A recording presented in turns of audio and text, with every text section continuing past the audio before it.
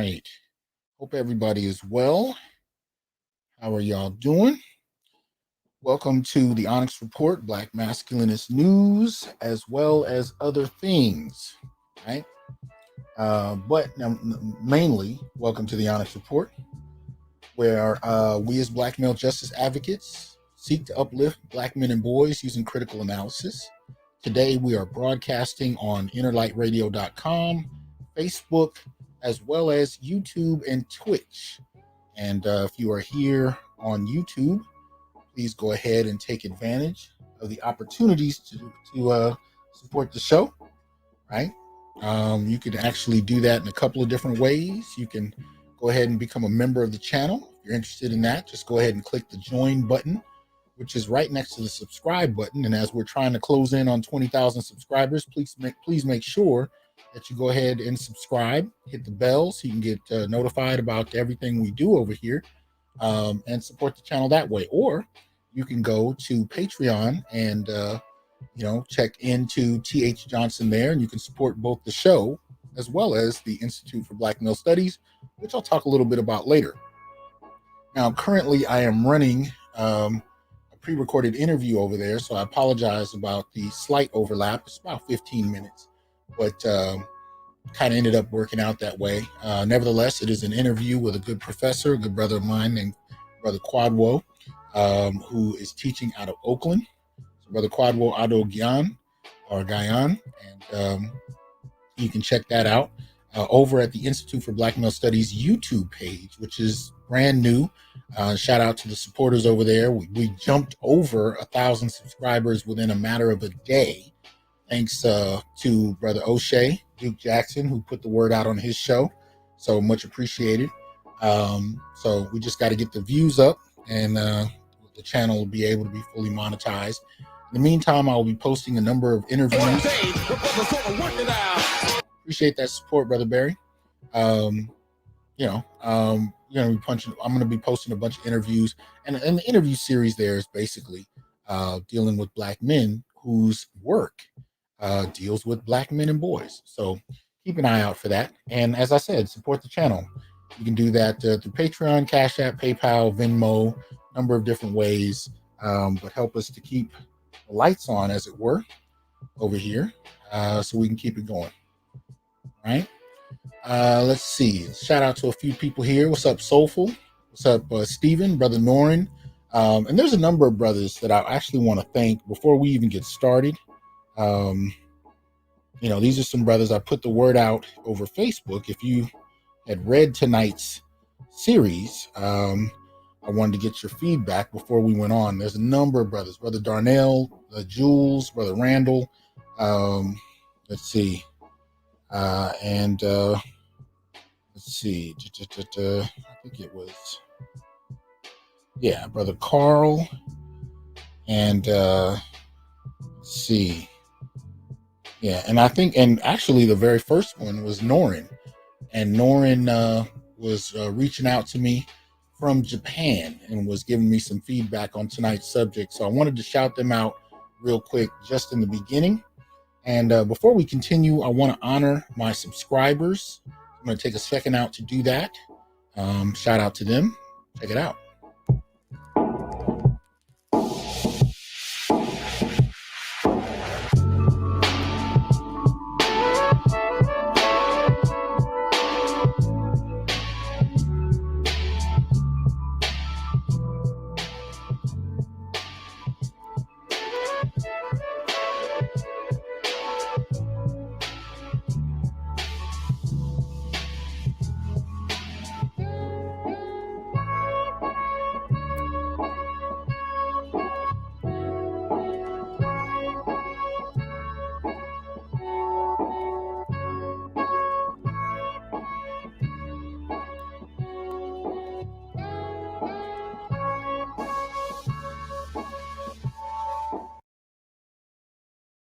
All right. So shout out to them. Going back to the chat. What's up, Kiem? Tim, what's going on? I think that's LL New York RN. I'm not sure, but what's up to you? Brother Malika, good to have you. What's up, Brother Damon? Right? Kenneth. We got BGS in the house, as well as my good brother, artist and MC. So we're going to have some fun tonight, delving into this new show, right? But before we do, there's one thing I just kind of wanted to give an example to, that I think is important. You know, as we talk about the sacred Black masculine, I'm just going to play a short clip that hope you guys will find interesting. Let me move some stuff around here first. And get this on the screen. I got so many screens going. It definitely feels like the Bat Cave. Let's see here. All right. Oh, share the sound, of course. All right. So hopefully you guys are seeing that there. And just a little interview I thought deserved some acknowledgement. This is Pac-Man, who tears up while talking about adopting Chris Henry's children. You know, but I adopted Chris Henry kids too, so they up here with me. Bubba and Man, they are freaks of nature when it comes to sports and everything. But it's a love thing over here in our household. No, man. I did not know we that. We love each other hard. We cry together. We pray together. You know what I mean? We do everything together over here. What led you to do that, Pac? Everybody know me and Chris was best friends in college. I'm still close with this whole entire family. I'm still close with Lane, which is the boy's mom. We're inseparable. And we was just talking. I was like, Lane, I got to get the boys so I can take what we've done so far and like maximize it. You know what I mean? Right.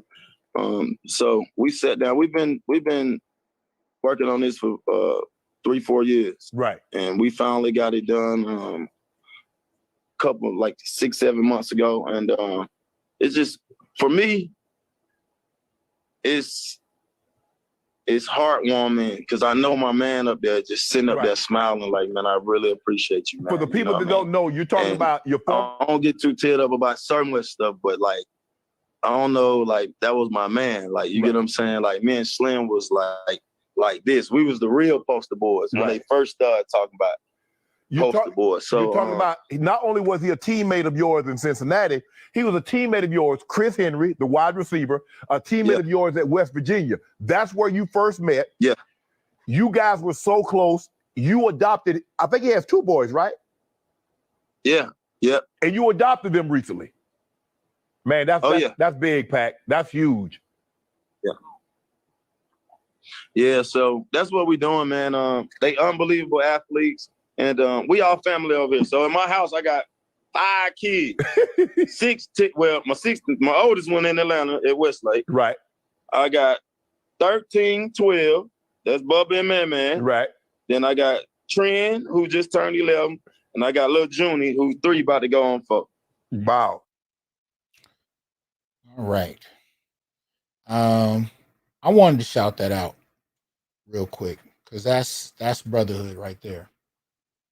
That's brotherhood. Basically, what you have there is, former Cincinnati Bengals defensive back and kick returner Adam Pac-Man Jones talking about adopting his former West Virginia University roommate, his sons, Chris Henry's sons, Chris Jr. and DeMarcus, earlier in the year. So, after Chris's apparent death, just wanted to shout that out, especially during our sacred Black masculine kind of moment. Y'all know we celebrate Black men over here. We celebrate Black male accomplishment. We also celebrate examples of manhood. And I don't argue that they are in the minority at all. I think they occur all the time. They just don't get regarded. But when I saw that video clip, I had to shout those brothers out. So, that brother out, most particularly, shout out to Adam Pac-Man Jones. I know there's a couple of boys that I have that I would definitely take their kids. There'd be no discussion as far as I'm concerned. And I know there's a couple of brothers on this earth that would take mine.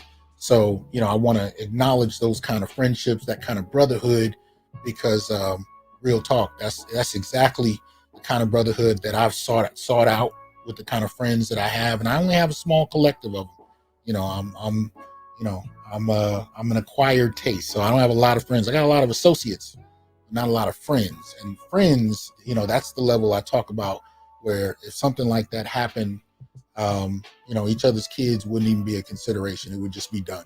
So shout out to Pac-Man for demonstrating what brotherhood is all about, right? So I just wanted to kind of put that on the table because it was good to see, or I should say, it was good to see acknowledged publicly. Let me see here. I'll do this just real quick. I mentioned that I was going to talk about it a little bit later. Here it is. Make sure you support the Institute for Black Male Studies.com. Shout out to BGS. He's been actually playing some little clips to help kind of get the awareness out there about the Institute. So I appreciate that. Y'all go over there and check out the merchandise, check out the store, see what's available.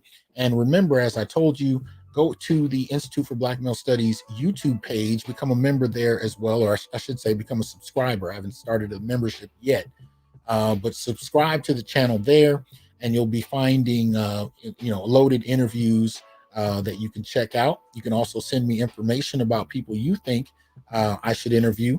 And again, the criteria is that I'm looking for Black men who in some way, shape, or form do work to uplift Black men and boys. And that's really the basic criteria in some way. So make sure that you support that channel and let me know what else is going on with you. And in the meantime, let me go ahead and bring up two brothers I respect a great deal.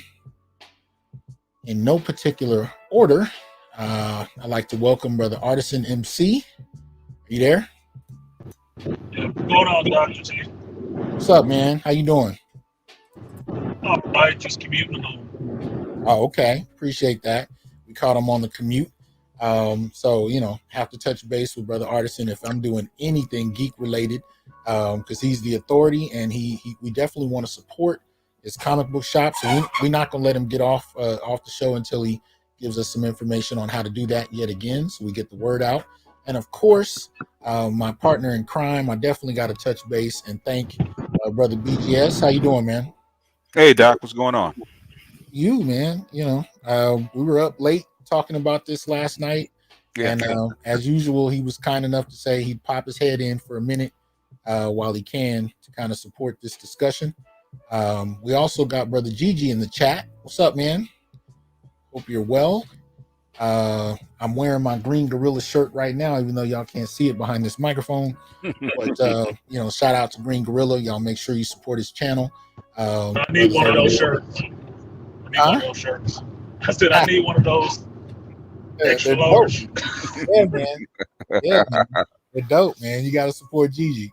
So shout out to you, man. And I will be dropping the link a little bit later for those of you who have had a chance to kind of witness the show a little bit, have some comments to make. And we got brothers from here to Japan in the comment section that may or may not be able to drop in a little bit later. Hopefully they can, but I definitely want to get some feedback from y'all on this. So let's just jump in. I mean, this is a show that started, I want to say Monday on Hulu. It will be opening up later on Disney Plus. And for now, it's just up on Hulu. They got the first 3 episodes up there so far.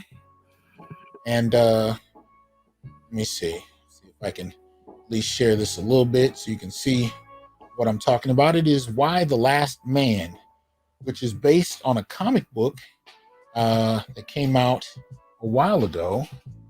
Now I don't know. Is this a comic you had a chance to read, Artisan, when it was first coming out, or?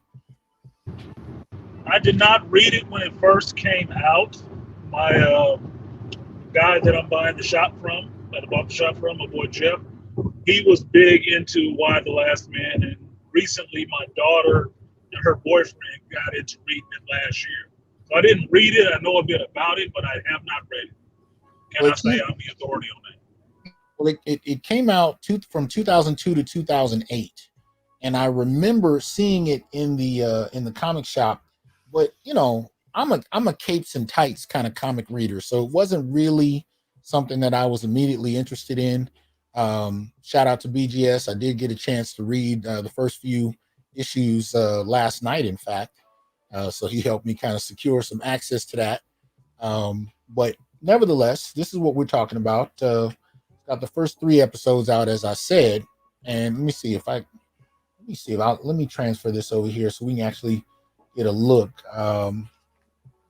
You think I can get away with playing the trailer, or you think that'll be an issue? You can play it, but the thing is, it's going to be a copyright. So it's gonna be a copyright, man. Yeah. All right. Again. So I'll verbally go over it. I'm getting sick of this. Just get a warning. Is that what I'm saying is if you're trying to get AdSense on your video, then you're going to get they're going to give you a copyright. Yeah. All right. They've been hitting me lately. You get the claim. You get a copyright claim. Yeah. Okay. Well, here it is. So this is the IMDb website. So we're going to go through this in a minute. Look at who wrote, who directed it. But basically, this is a story where all the males on the planet that we know of, from animals to human beings, all die within a relatively short period of time. They just drop dead. Blood gushing from their head. And I should say, if you don't know already, spoilers. Anytime we do a media review, you can just take it for granted. We reckon it. So if you don't want to know, this is not a time to check it out. But anyway, so yeah, this is a story where all male creatures that we know of on the planet die, except for one man and one monkey. And overnight, women have to, run things. They have to run society. And so you have it being kicked off here. This is Diane Lane, who's playing the senator turned president. Y'all have probably seen her in a bunch of different things. Let me see here. There she goes. So you got Diane Lane and a number of other characters here. But before we deal with the characters, I think it appropriate we look at the writers and the directors. BGS and I were talking about this last night. So we got a few people here that I think might be important to mention. So let's see. So this is Eliza Clark. This is the showrunner who's been running most of this, right? So that should give you some indications there. Let me see. Danetta Lavinia Grays is given some writing credit here. There we go. Right. Yep. Pia Guerra. Now, Pia is the original artist from the comic. Right. New Jersey woman, married woman, lives in Canada now, I believe. They had her picture on here, but anyway, they brought her in. Yeah, they don't have her picture, but she was one of the original writers, original comic, artists. And it wasn't a style of artwork that I generally, gravitate toward. So, as I said, I didn't read it initially. No picture there. Brian K. Vaughan is one of the writers. Olivia Purnell. We're missing somebody here, though, BGS. Somebody we were just talking about last night. Olivia Purnell's not shown. Yeah. I think Marlena Asuka was. She wasn't a writer, but she's one of the producers. Yeah, I'm wondering. Brian K. Vaughan is the original writer of the comic. Original writer. Pia Guerra was the artist, and Brian K. Vaughan was the original writer. Well, where is there was the last person though? It was here last night. That's interesting. Okay. Because we talked about her for a little minute. You're more familiar with her. Can you talk about? Oh yeah. Melina, I think Melina Asuka says she actually came from Issa Rae's camp, which is Insecure. Right. She also produced she produced also Queen and Slim. So that's where she comes from, which is more of a black feminist vein. Which is strange because she was listed in here last night, and I don't see her now. I don't know why that is, but yeah. But just to give you a sense of the kind of direction, the interpretation of this series is going to go in. We wanted to just kind of give you a glimpse of some of the people running it. So initially, the two primary figures, you know, as Brian Vaughn and Pia Guerra, and it was a lot of tongue in cheek. But let's actually start with Artisan. You know, can you give us your impression of the comic series in terms of what you know about it so far? Like just that. And shout out to Black Dog and MLR for the Cash Apps. Appreciate that.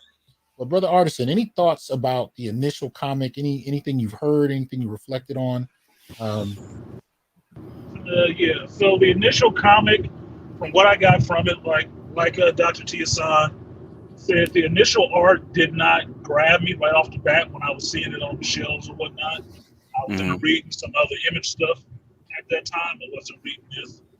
But the basic premise of the book was interesting, that there was one guy left.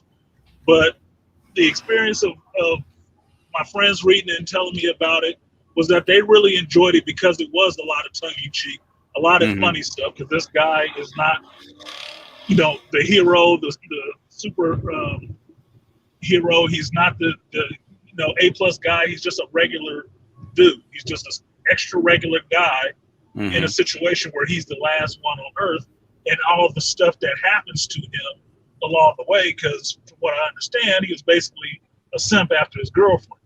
Yeah. You know, he was simping after his girlfriend, trying to get to her, and then all the rest of the men on the planet died. So it just leaves him. So he's not really, you know, the guy that has everything under control. He's like the least likely guy put in a situation where now he is gold, in a sense. So a lot of the situations that he got into, from what my friend is telling me, was more funny and more situational in a sense, but it's just like, you know, what would a dummy do in this situation? Okay, this is what's funny. Yeah, and he's very much a dummy. Yeah, he was. Yes, he's a dork. Yeah. He's a grown adolescent, and no, he's a dork. He's not just a grown adolescent. He's a dork. He's a grown dork. Okay. Your SoCal is showing. And apparently he was in the comic as well. So it's not not just he was worse in the comics. He's a little bit more adult and a little bit more grown up in the show. A little bit. So you know, let me see here. I'm trying to get a picture of the comic we can at least put up. Because you know, like Artisan said, it was an interesting you know, kind of take. And I wasn't expecting that the first, because I didn't read it at the time. So when it came out, and they had the first trailer really kind of came up using that James Brown "It's a Man's World." Got my attention. Trying to pull it up here, but this thing is. I got it. I got it. If you want me to share it. Yeah, go ahead. Okay. Yeah, when I saw the trailer, I was actually surprised that they were going to do this book. But I don't know if you can see it. See if you can see this. Here we go. Wait, see if it's showing up. You using the comic reader? Yeah. Yeah, I tried a minute ago. It won't let me show it. Won't let you show it? Okay. It's not showing yours either. Yeah. Okay. It's this is probably something that Artisan knows how to do on his. If he talks about it Sunday, it'll be much smoother. I don't know if he will, but this is basically one of the covers. I'll get into it Sunday because I forgot that the show came out on Monday. Okay. And highlight me, man, because I also saw Malignant, so I might do. Oh, you did? Oh, yeah. I was really interested to see who watched that. I think Fitness Mom was out there. She was gonna be my go-to on Malignant because I saw the trailer and I was like, oh shit, this looks scary. I think I got it. You think you got? All right, let's see. Oh, you did. How'd you do that? How'd you get it just shared the screen instead of the panel. But yeah, that's the that's the comic, and and you can see it's not as serious because you can see how it's more tongue in cheek. Yeah. And I'm reading comics as an artist, so I'm not. For me, the story is incredibly important, but it's kind of secondary to the art. Shout out to Kareem. Thanks for the support. So this, the art comes first for me, and if I can't get into the art, I can't read the story. That's just the kind of way my brain is wired. But this is actually, the first couple pages of the comic, and I can tell you right off that there were a number of characters that were race swapped in the television series. So this is Yorick. He's the main character, the protagonist, and he and his little pet monkey are the only two males to survive that we know of. And the way the television series starts out, he's there's a couple things going on. So he's got a girlfriend who in the show looks like she's mixed, but she's black, and he's interested in proposing to her. Whereas here in the comic, she's blonde haired, blue eyed, and she actually is already in Australia. Whereas in the shout out to Ed, appreciate that support. But in the television show, she's about to leave for Australia, and why? Or Yorick, he's immature, he's really undeveloped. He's the son of a senator played by Diane Lane, and he's just he's really more of a, what would you call him, a homosexual? I would call him more of a homosexual. I mean, he's more like a baby boy. He's a white baby boy. A white version of baby boy. Failure. That's when the failure to launch thing was baby boy. With millennials, the failure to launch. Arrested Development. Yeah.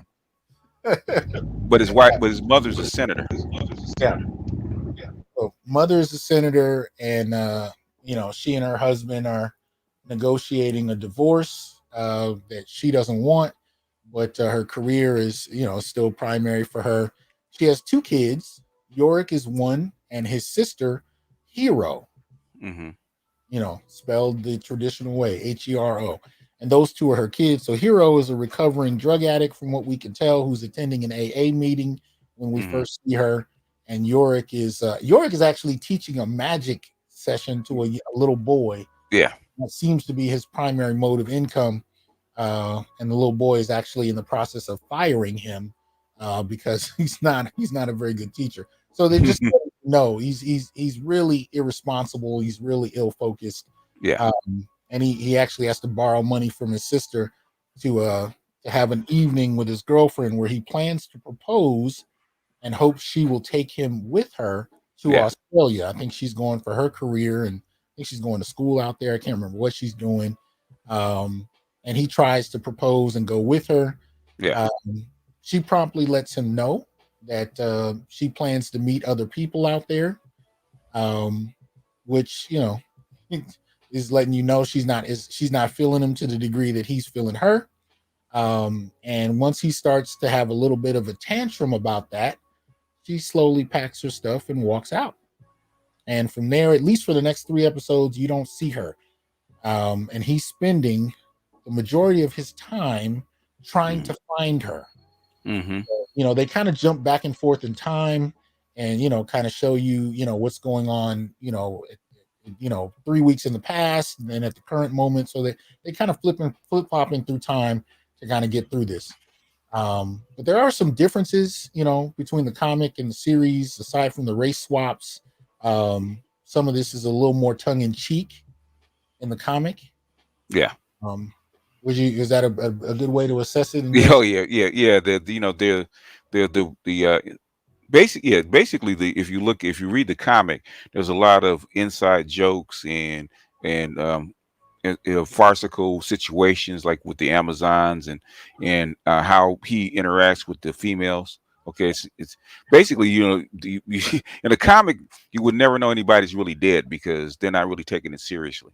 There's all kinds of jokes going back and forth, and like I said, he's really trying to find his girlfriend. And this is where this is more satirical. I think the series is more dark. It reminds me more of Stephen King. We actually see people breaking down with people dying, like with Hero. Okay, Hero and her boyfriend inside the ambulance. That was a serious situation. I don't really want to give too much away, but you don't really see that in the comic. Comic is more light and more satirical. Yeah, and it's questionable as to whether or not you could actually do. I mean, you could do this satirically, but after the last year, people have been Mhm. dealing with an actual, pandemic resources. Hmm. We have experienced some degree of, loss in terms of access to resources. I don't Mhm. know if doing it satirically works at this current moment the same way. Mhm. So, I mean, there was no question it needed to be updated. I mean, this came out in 2002, uh, Mhm. but they did take a more serious direction with this. Now, one of the key characters that we got to look at is right there on the screen, Agent 355. Yeah. This is a black woman who is a secret agent for the Mhm. government, and she is one who will assassinate people if she's assigned to do so. Mhm. In the comic, she's introduced in these panels here, where she's told to go in and get a woman out of the Middle East who's being Yeah. held, and she fights off what looks like three Arab assassins, by herself. In the television series, it's a little different. They introduce her in Oklahoma, and she's actually making a bomb for a guy who apparently is selling to some kind of clan-like organization. The implication is she's gotten close to him, that they've more than likely been sleeping together, and from there she kind of takes out that whole kind of clan cell, so to speak. So they kind of introduce her in a different way in the show than they do here in the comic. But nevertheless, she's the muscle.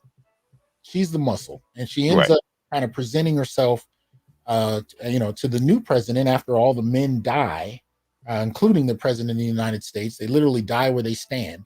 Um, and based on the circumstances, Yorick's mother, played by Diane Lane, actually becomes the president. Now, there's a couple people in the chat who are dropping in some details. I'm gonna let you guys up to clarify, because these are all real broad strokes. Mhm. We're trying to find the line between sharing with you and not interrupting and not giving away everything. Yeah, I think you have to really see it to get a sense of it, because there's so much going on, and they're trying to cram so much detail into the series. Even in the comic book, there's a whole lot going on. So basically, you have to really see it for yourself. It's kind of, we can give you broad strokes, but you really have to look at it. Well, and this is a 6-year comic run Yeah. being translated into an ongoing series, and they actually, as you said last night, man, they actually put some money into this. Apparently, Disney Hmm. is backing this, and Hmm. I don't know, Artisan, do you know anything about that? Yeah, Disney owns Hulu, and anything that they Oh, do okay. that's outside of the Disney brand, which would be more mature than Disney's kid image, they'll put on Hulu. So all Yeah. that Marvel stuff that was on Hulu, like Cloak and Dagger and stuff like that, Disney still owns that. They'll just, if it's too risque for like Disney Plus, they'll Mhm. put it Okay. on the Hulu instead. So you mean millions of males just dying and bleeding out wherever they are, and their bodies being left in the streets for months? Disney would rather put that on Hulu than on Disney Plus, huh? Disney Plus. Yeah. Yeah, This because is it's a not daughter hero. it's not directly associated with their brand. Mhm. It's associated with the Hulu brand, but it's not directly associated with the Disney brand, unless you know that they own them. Okay. Well, one of the first things you see in the trailer, at least one of the first things I notice, is when you see Agent 355, who is again the black covert op agent. Hmm. You see her first meeting Yorick. The first thing she does is she performs a throw, takes him down on the ground, puts a gun to his face. So it's clearly, you can clearly see that Yorick is not, you know, he's not what you might call a traditional male, but they establish the female superiority in the dynamic pretty quickly. And there are a number of jokes, both in the comic and scenes in the show, that definitely highlight a fairly negative portrayal of men. Matter of Hmm. fact, if you watch the show itself, there are a number of well, actually both do. The comic does as well, but there are a number of key elements that let you know and highlight men's, problems. Like the president of the United States is characterized pretty early on. Hold on, As a misogynist. Yeah. as a misogynist. Hero's boyfriend is I guess, what do you call it, an EMT worker alongside with her, who Yeah. who lies about telling his wife about their affair. Yeah.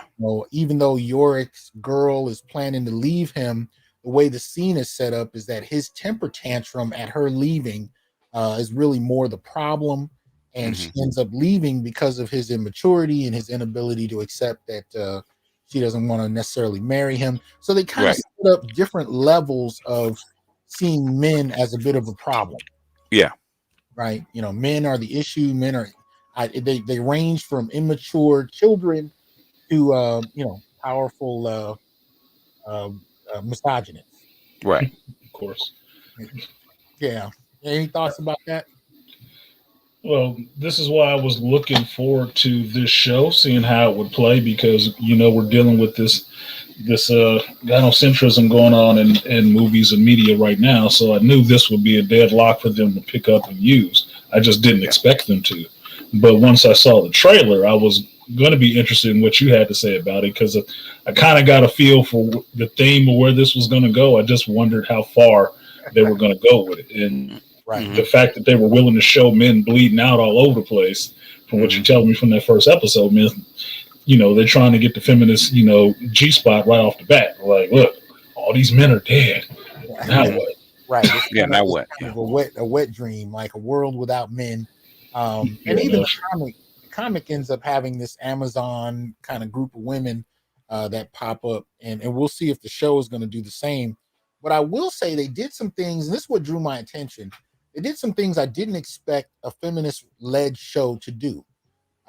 One of the first things they did is, they showed that without men, one of the biggest problems that happens overnight is there's a loss of power, loss of water, loss of transportation, even the gas. For them to secure gas, within about a few weeks,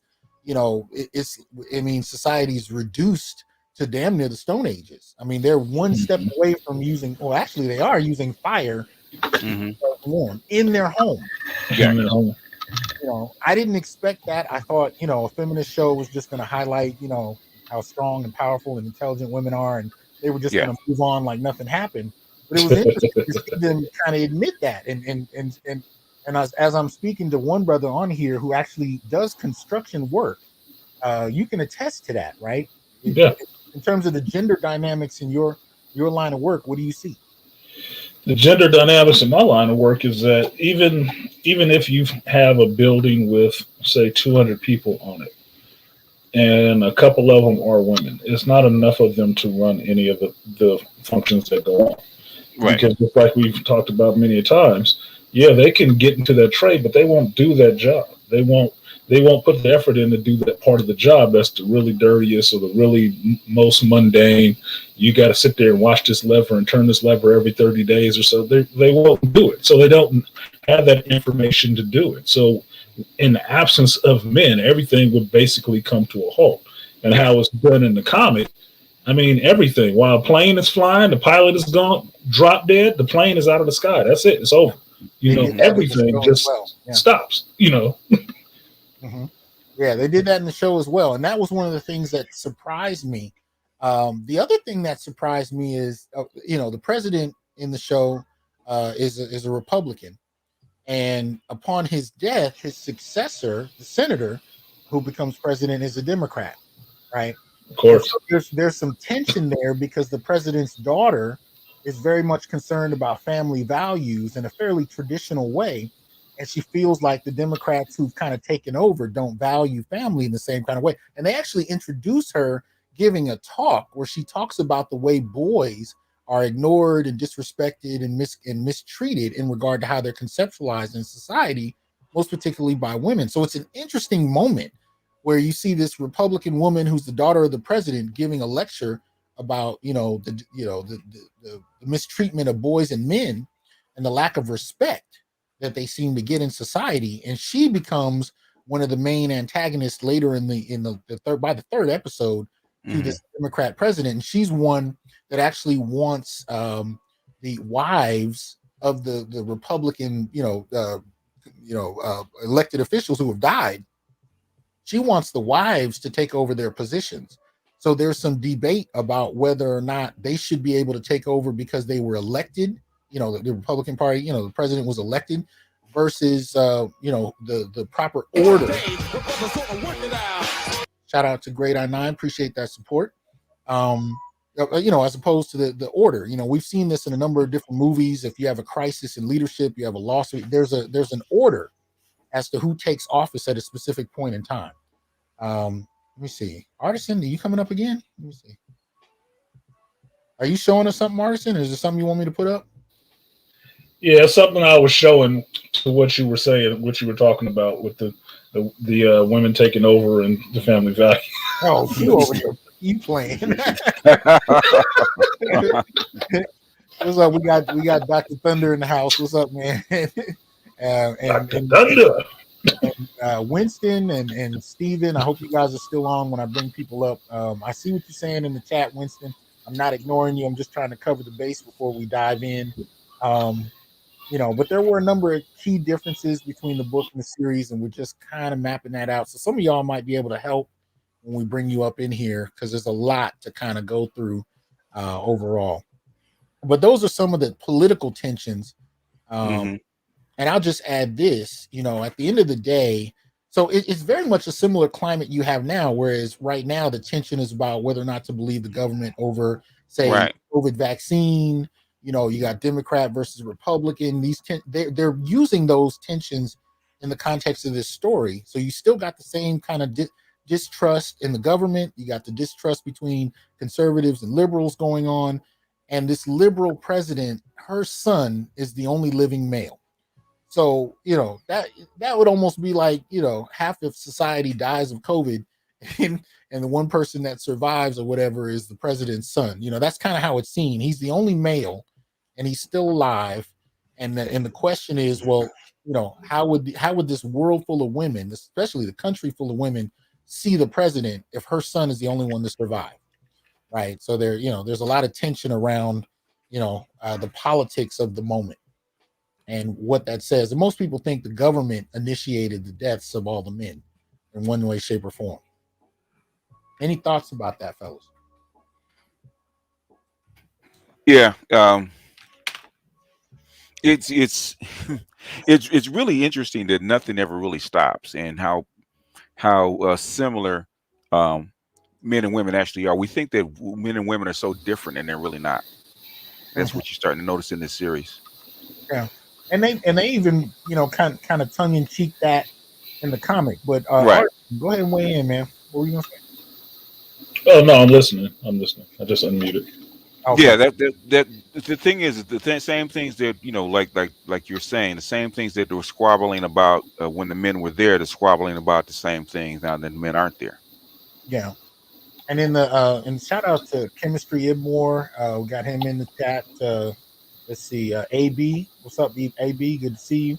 Of course, brother Malika. But one of the things they kind of tongue in cheek at in the comics is at one point, Yorick tells his mother, he jokes at her and he says, yo, a couple weeks after the deaths of the men, he's like, I would have thought, since women are running everything, you guys would be holding hands, singing Kumbaya. So there's, it's an interesting kind of tension. And that doesn't happen in the series, but just like BGS is pointing to, you do see that, when you get down to brass tacks, the women are not wholly different from men in terms of how they're handling leadership, how they're prioritizing importance, how they're making decisions. There are slight differences, but nowhere near as pronounced as what we might think, in the face of survival.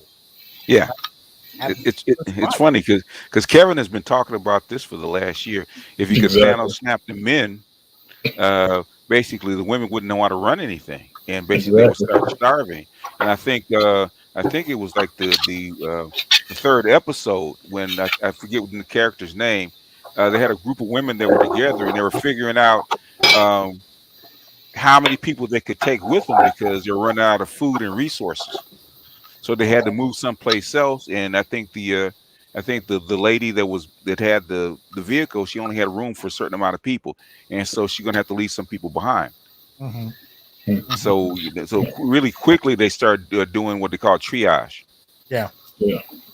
Making them the masculine choices. Yeah, and the other thing is that say if they had Thanos snapped and all the women had died, all right, okay. The men would have slowly started cleaning up the bodies. Oh wow! So I noticed that. But when it happened to the men, they don't move the bodies. You know, it's 2 months on, and the bodies are still there. Yeah, and the body. Bodies are disgusting. Yeah. It was instead of them figuring how they're going to pile up and get rid of the bodies, what they're doing is just actually sealing off, leaving the people in place and sealing off areas of the buildings. Even in Washington D.C., where you should have enough manpower to kind of clean out a building, they're just sealing off places in the building. They're not trying to get rid of the bodies. They're not trying to do the cleanup. Yeah, because they're not trying to touch that stuff. But that goes into one of the things that Kevin had pointed out before, is that men do a lot of these dirty jobs that keep the infrastructure in the society running, be it construction, waste management, working in the sewer lines where there's rats and everything else and filth. Right. We're the ones who do those jobs. Yeah. Without those men there, that work still needs to be done. Somebody has to do it.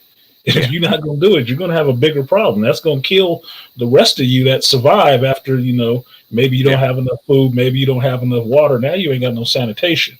Yeah. That's kind of a wrap.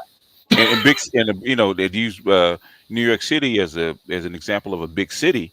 Okay, New York City goes from like 10 million people down to 80,000 within a couple of months because it's unlivable. Because they can't, because the water they can't pump all the water out, and there's water in the in the underground that's causing the whole city to sink. And instead of fixing it, they're moving. Well, it's kind of an overlap of issues because basically all the subway lines fill up with water because they don't have the means to continually pump it out, and then on top of that, the bodies that are stuck in the water poison the water. Yeah. So the city is sinking into the subway system, and the subway water is already somewhat poisonous. You have all these kind of things happening at the same time. So just like what Artisan was saying a second ago, the waste management, bodies being picked up, all those kind of things, as well as the engineering and technical issues, all of them are actually kind of converging to create bigger problems. Exactly. These problems isn't necessarily solved. And Yorick, in many ways, represents a certain group of men that are so disconnected. He has nothing of practical value. He can't do it either. He can't do any of it. Yeah. Shout out to 9 and Kim. I agree, BGS. He is a dork. He'd be better hanging under a whale. Yeah. Shout out to Great I9 and Kim for contributing. Thank you. I'll put their comments on the screen. He's right about flyborne illnesses and stuff like that. That's like we have to get rid of the bodies. Yeah, because dead bodies are sitting out there. Yeah, absolutely. They're sitting out there for what looks to be anywhere from weeks to months. Right. And they do have plans on the books to actually get rid of, in case something like this happens, to actually get rid of the bodies. The thing is that women don't have the skills to actually carry it out. Yeah, who's going to implement it? Who's going to actually be the first woman to go out there and start hefting bodies up? Right. But where's her friend? I don't think you have enough, butch lesbians for that. You ain't got enough of them. Arm tattoos or not. Well, I can say one of the things that I also didn't expect is you do see rioting. I mean, the women actually burned down the White House in frustration. That was interesting. Yeah. They stormed the Capitol? Are you kidding me? They burned it down. Yeah. Burned it down. I believe it. Chaos reign. No shots at the YouTuber, but chaos reign. Hey, it's absolutely that. I'm trying to see if there's any other bases we can kind of frame out there for the people who haven't had a chance to watch it before we start bringing some people up. So is there anything else about the comic we should put out there? I can Only thing I would say is that I didn't think that you learned till later on that Yorick's mother was the senator, and never really got the understanding of why Yorick and the monkey was survived, because I didn't read it, because I didn't read it. So that's the only reason why I do not know. Like I said, I read a lot, but I don't read everything. I can't read everything. I don't have time for that. So that was one of the ones I didn't read either, Dr. G. This seems to be like an underground feminist cult following. as far as this book, the why. It would seem like that, but Brian K. Vaughan makes a lot of books that actually pushes buttons in that sense, and you could say he would be like the closest thing you can compare him to would be maybe a male feminist writer, right? Right. Because his other books are good like that, but they also have a lot of other feminist tropes and sexuality and stuff like that thrown into it. Because I believe he writes Saga too, which is really heavily popular with freaking females. But Saga is like weird sci-fi in a sense, with people who look like animals and TVs and all this weird sex stuff happening. Yeah. You know, it's a lot of different things thrown into the mix, but they love it. They love that stuff. And it's a guy writing it. So it's like, okay, so he either has his finger on the pulse or he is the pulse and just, you know, giving them the stimulation that they want. Yeah. But the thing to remember too, though, is even if he is a feminist, it's not like a hardline feminism in the comic. Like, he'll actually make fun of women, or you know, he'll raise questions that you wouldn't. Now, I wouldn't expect like an academic feminist to do. He actually does raise some questions about, you know, the absence of men and what that does, and how women, you know, see men in a particular way. So I'll give him credit on that, and there is some of that in the show. Even though they do depict men to be kind of horrible early on, and then they're all dead. So there's still some moments where they kind of nod to the men about certain things that I didn't expect to see them nod to, you know.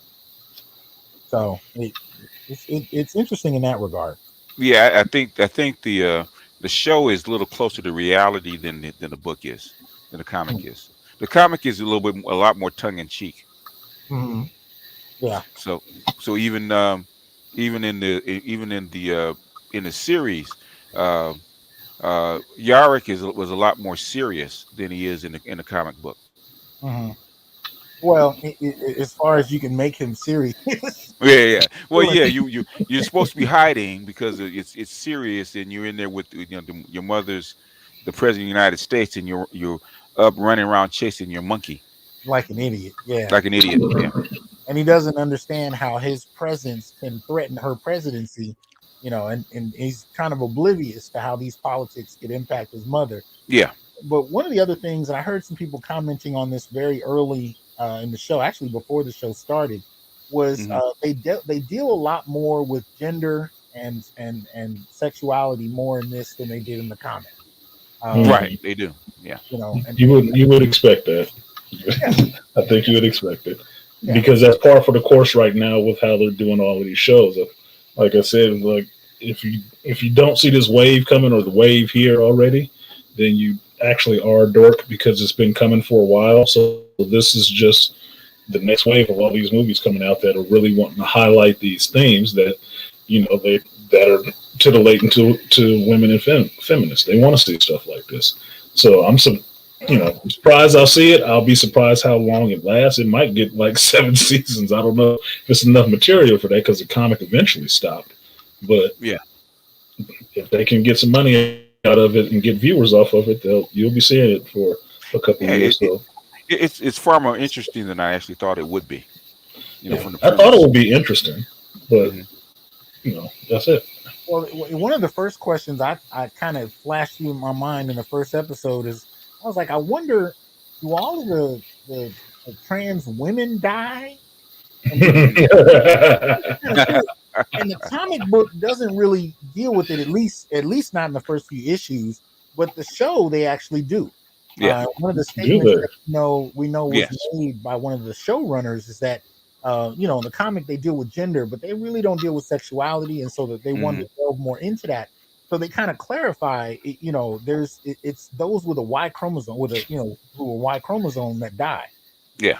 And so you actually do get to see trans men who are holding on to the last amounts, literally in the bottles, testosterone, testosterone, and they're crying. One of them is crying about how they only have appreciate the support. I don't even know how to pronounce that, but what they had a soul, I guess. But anyway, crying about how after about 2 weeks, you know, that's it on the testosterone, and the body's going to shift back from there. And they don't say anything about trans women, but again, the president says Y chromosomes, all of them are dead. Right. So a trans woman would be dead. Would be dead. You know. Would be. But there was an interesting point where they asked the president something. I mean, I think it was Yorick who asked her about, you know, are there any other men? And she said, oh, there are plenty of men, just none with a Y chromosome. So, you know, that's one of those moments where they're kind of delving more into LGBT than they did 20 years ago or 19 years ago when they made this series in the comic. You know, she's saying there are plenty of men, but those with a Y chromosome are all dead. So she's pointing to trans men and so on and so forth. All right. So, yeah, it's interesting to see how gender politics plays out when there's no patriarchy or men to play it against. This is true. Yeah. Don't spoil it for me. I want to see how they do it in the series. That should be a bit interesting because, in a sense, you know, like I was saying, it's a feminist wet dream, but there are still some men left, technically. Yeah. The thing is, we could tell you about it, but the thing is, it's so unusual and that you really have to see it for yourself. I mean, we could describe it, but the thing is, seeing it is different. Thank you, Morpheus. And I'm not really holding back on anything because I did say spoilers, but the thing is, there's so much that happens, even in just the first 3 episodes. And when you add that to, you know, what, 6 odd years of comics, there's just no way to really cover it all. I will say though, you know, looking at this, you know, from a, you know, what I consider a Black masculinist standpoint, one of the things I noticed is, so they race swapped at least 3 Black female characters. The only Black male that I remember having speaking lines in the show is the one that runs the private, you know, covert unit that Agent 355 works for. And he dies, you know, obviously with the rest of the men. So he's not there long. But what I noticed is there were at least 3 Black women that are race swapped into the series. 2 of which work for the new president, the female president. They are her aides before she, you know, becomes president, while she's still a congressman. And then the other is Agent 355. And so it's funny. Agent 355 is the only consistent character, I think, between the comic book and the show. That's Yorick, I would guess. Well, Yorick, I think they matured him a little bit. Yorick was a lot more silly in the comic. They ain't silly enough for me, man. But anyway. You're chasing after a monkey in a subway with dead bodies, right? Yeah. He's just an idiot. At one point, he takes off all his clothes, swim under the water to find his monkey, and run around the city naked in the cold. I'm just like, what the hell, you know? But what I was gonna say though, as far as the 3 Black women there, 2 of them are basically just grunts that do low-level work, you know, for white women. And Agent 355, in many ways, ends up doing the Black pill grunt work. I think we're picking up some background noise off of sorry about that. She ends up doing the grunt work. She's the one that kills people. She's the one that, you know, that does, you know, this kind of vile work. And it's also very traditionally masculine. So it's an interesting kind of way where, as Black women, they're either doing grunt work or they're doing, you know, what traditionally masculine work in a way that's reminiscent of men, in contrast to white women. So when you see Agent 355 at the beginning, she's hardcore. She does her work. But when you see her talking to her superiors in her covert unit, you know, you can clearly see the difference between men and women. Once all the men are gone, he kind of takes on this masculine role in contrast to white women. And so this thing dichotomy you see there as far as class and the kind of roles they play, but also in terms of certain types of gender representations among Black and white women. The Black women, and at least what I've seen so far, end up becoming really men symbolically. Yeah. I was saying that. I thought about that with, in the sense of men in prison and women in prison, and how in a male prison there will inevitably be some woman in there, right? Some man will be, you know, his femininity scale is tipped more towards the femme than the masculine. He will end up being the jailhouse chick, right? In women's prison, one woman who has more testosterone than estrogen will end up being the jailhouse dude. You know, Yeah. I see that within the absence, you know, nature will push one up. And within that context, it would make perfect sense that, okay, all the men died. There's only women here. Well, these women who have a real high degree of testosterone and masculinity will end up being the definitive men in that space. That's just what'll happen, because you still have to have that balance somewhere. It needs to exist, you know. But it's interesting because we're told that there really is no balance, that everything is everything. Anybody can be whatever they want, but you still see masculine, feminine energy dynamic play out. I don't care if you're talking about LGBT relationships or television shows like these. So with the removal of all men, you still see the dynamic. You still see the balance playing out. And the other thing, you know, Artisan just mentioned, you know, prison. That's one of the things they didn't talk about. You know, can you imagine what happened in the prisons? I mean, you just have whole prisons of male guards and prisoners just laying there dead. You just cordoned it off, put a fence up, and never went in there. And you know they did, because whatever, I can't recall the building that they're operating the government out of. But one of the things that they comment on is how there are whole sections of the building just cordoned off, where the male bodies are still laying where they were, working in offices, you know, wherever they are. They just cordoned them off. They didn't even remove the bodies. So it's the equivalent of whatever the new White House is, and there are just whole sections of the building they just don't go into because the men are still there. You know, so it's an interesting kind of trope. Any last reflections before I start bringing people on from either one of you? Because I know BGS, you got to go soon. Yeah. You know, the thing is, the funny thing is, you know, like Yurik said in the comic, you would thought that once men are gone, they would be singing Kumbaya and dancing in a circle, right?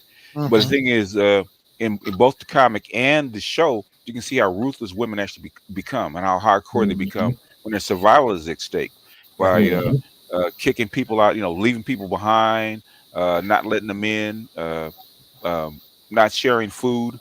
So they're not as inclusive as you would think they are. They're you know, as the series goes on, they're becoming much more vicious with each other. Yeah, survival is on the line. Survival's on the line. Survivalist. Yeah. All female dystopia. Yeah.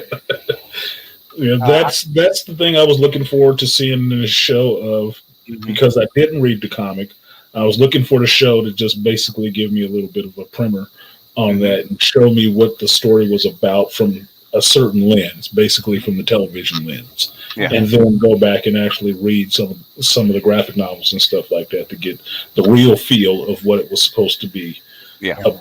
But that's one of the things I was more interested in, because, you know, if you know anybody who grew up in a house full of women by themselves in a house will eventually start fighting each other. They do not. It's not, you know, a sewing circle. Hell no. Mothers, daughters in the same house, it will be some shit happening. So all the men die in this world, and it's just women there, and somebody making decisions, and maybe that chick don't like the decision she's making. It's gonna be some shit popping off. It could be another war happening.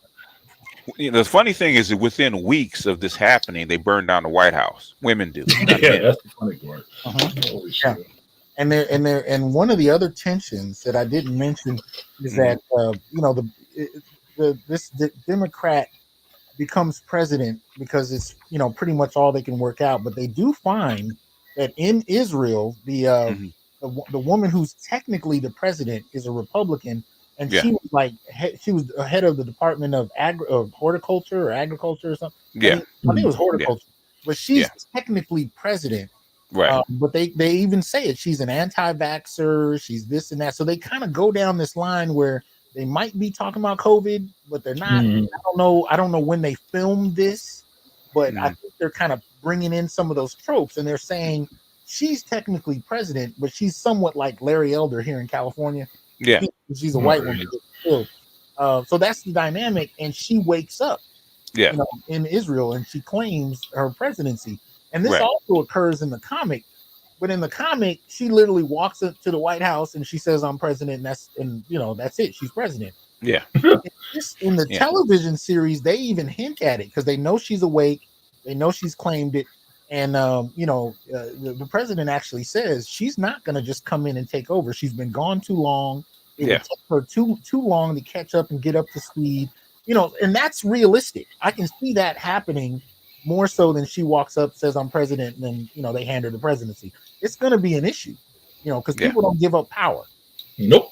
They don't give up power. They're not sharing. And that's right. Yeah, not sharing. You can forget that. Yeah. So, but Artisan, I don't know how long you have. I appreciate you coming, but is there anything you want to say before I bring people up? I just wanted to say you could share my screen real quick so I can answer this one dude in the chat. Okay. Dre Russ is laughing, saying the comic guy ain't watched the show yet. No, I was working. I forgot it was coming out Monday. Thank you very much. But here is my Hulu queued up with Why the Last Man. So when I'm done with here, I'm gonna go ahead and watch it. Thank you very much, Dre Russ. Yeah, and one thing I knew it was Disney because they spent a lot of money. Oh yeah. Oh man, Artisan left before I could get him to tell people about his show and his comic book shop. Nevertheless, Artisan show is look up Artisan MC on YouTube if you're not subscribed. Oh, there he goes. Came back in. Let's see. I was just talking about your show, man. So your show is at 11 o'clock on Sundays, right? Yes, sir. 11 p.m. Pacific time. 11 a.m. Yep, 11 a.m. Pacific time. And tell us about the comic book shop. So, comic book shop is Stand Up Comics in El Cerrito, California. It's been open for about 40 years, and I have recently taken over the shop so it wouldn't close and kept it open, making it the first Black-owned comic book store in El Cerrito, California. I have recently still finishing up my work with the new distributors because since COVID and Diamond did its shutdown, you have to go through multiple distributors to get all your books. So because I'm starting basically, even though I'm taking over the same spot, I'm starting a new account so I don't incur everybody else's debt. I have to go through their approval process, which is, okay, send us this. I send it to you. Okay, that's good. Well, here's the next step. And now we'll look at this and then send us this part. Now we'll give you login. It's like, oh, fuck it. Look, I just put in an order already. Can I get books? So that's where I'm at now. I have actually 2 emails right now from Lunar and Diamond. I just have to send them back another thing because they actually gave me my login now so I can actually pay them actual money for these things. But lease is signed. I already paid for my first month of rent in the place. So as far as I'm concerned, this is mine. So if you want to buy some comics and you want to buy them over the web and have them shipped within reason, standupcomics.net.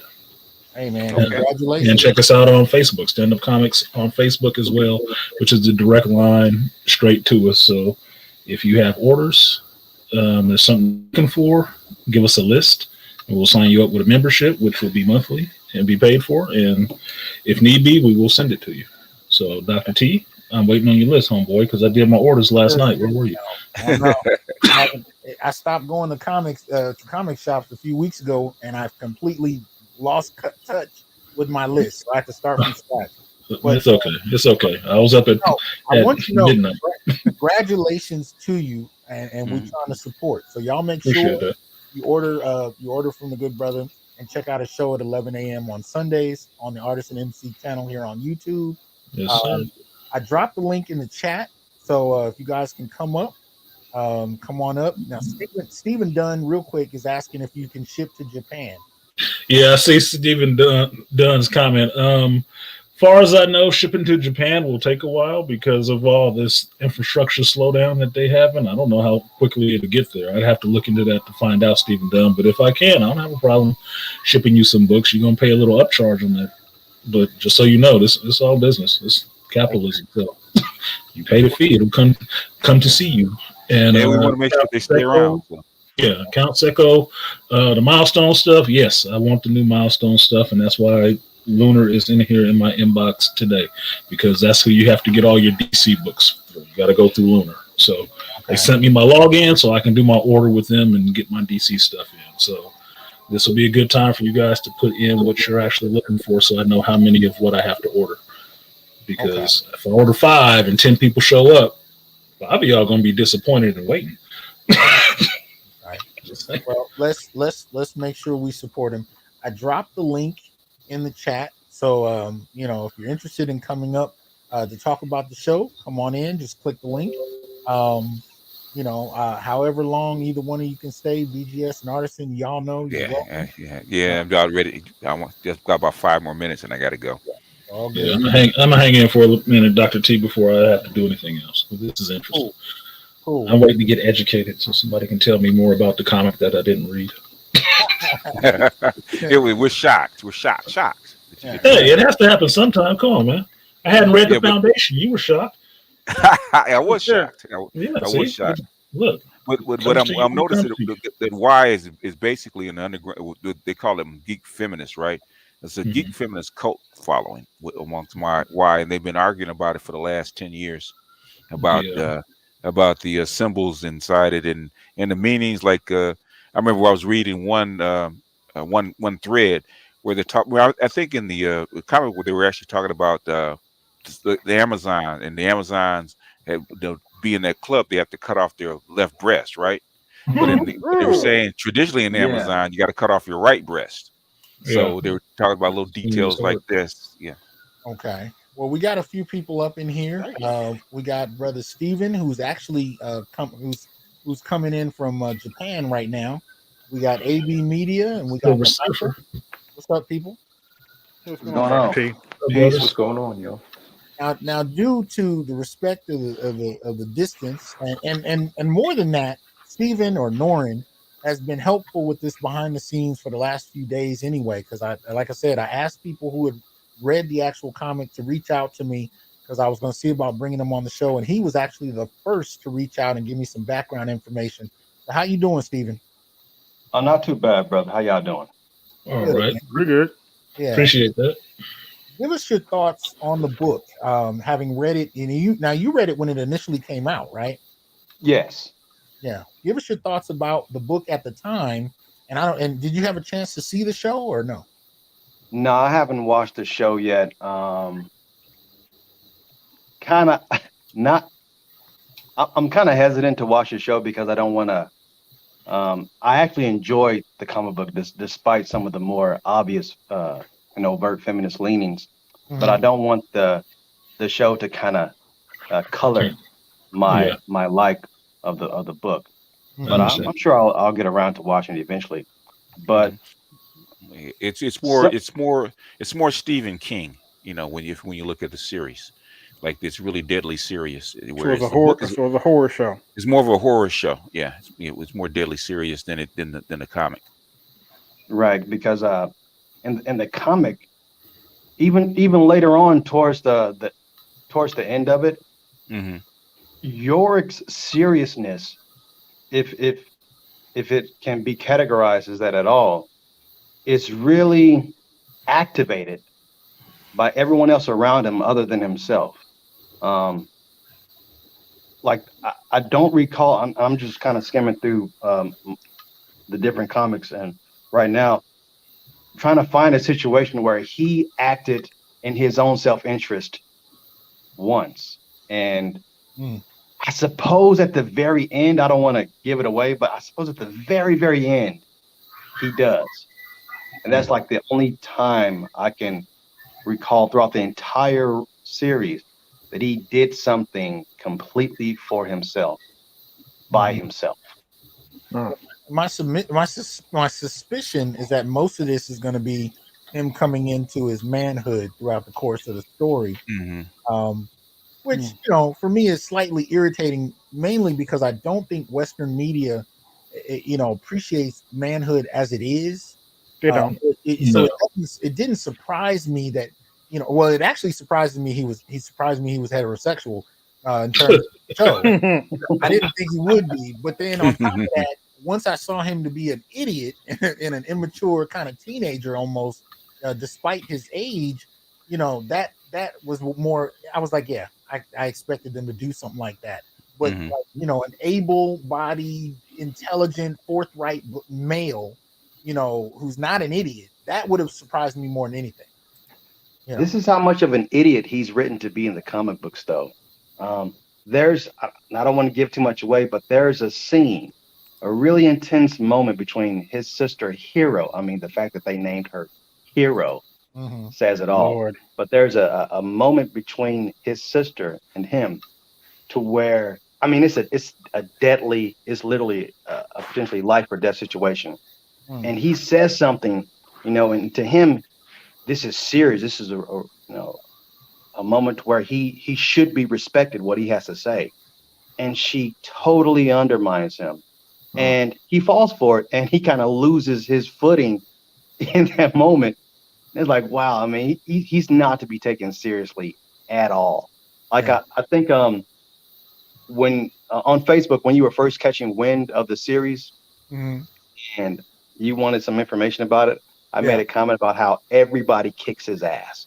There's no woman who he comes across throughout the entire series who he is better than at anything, not even physically.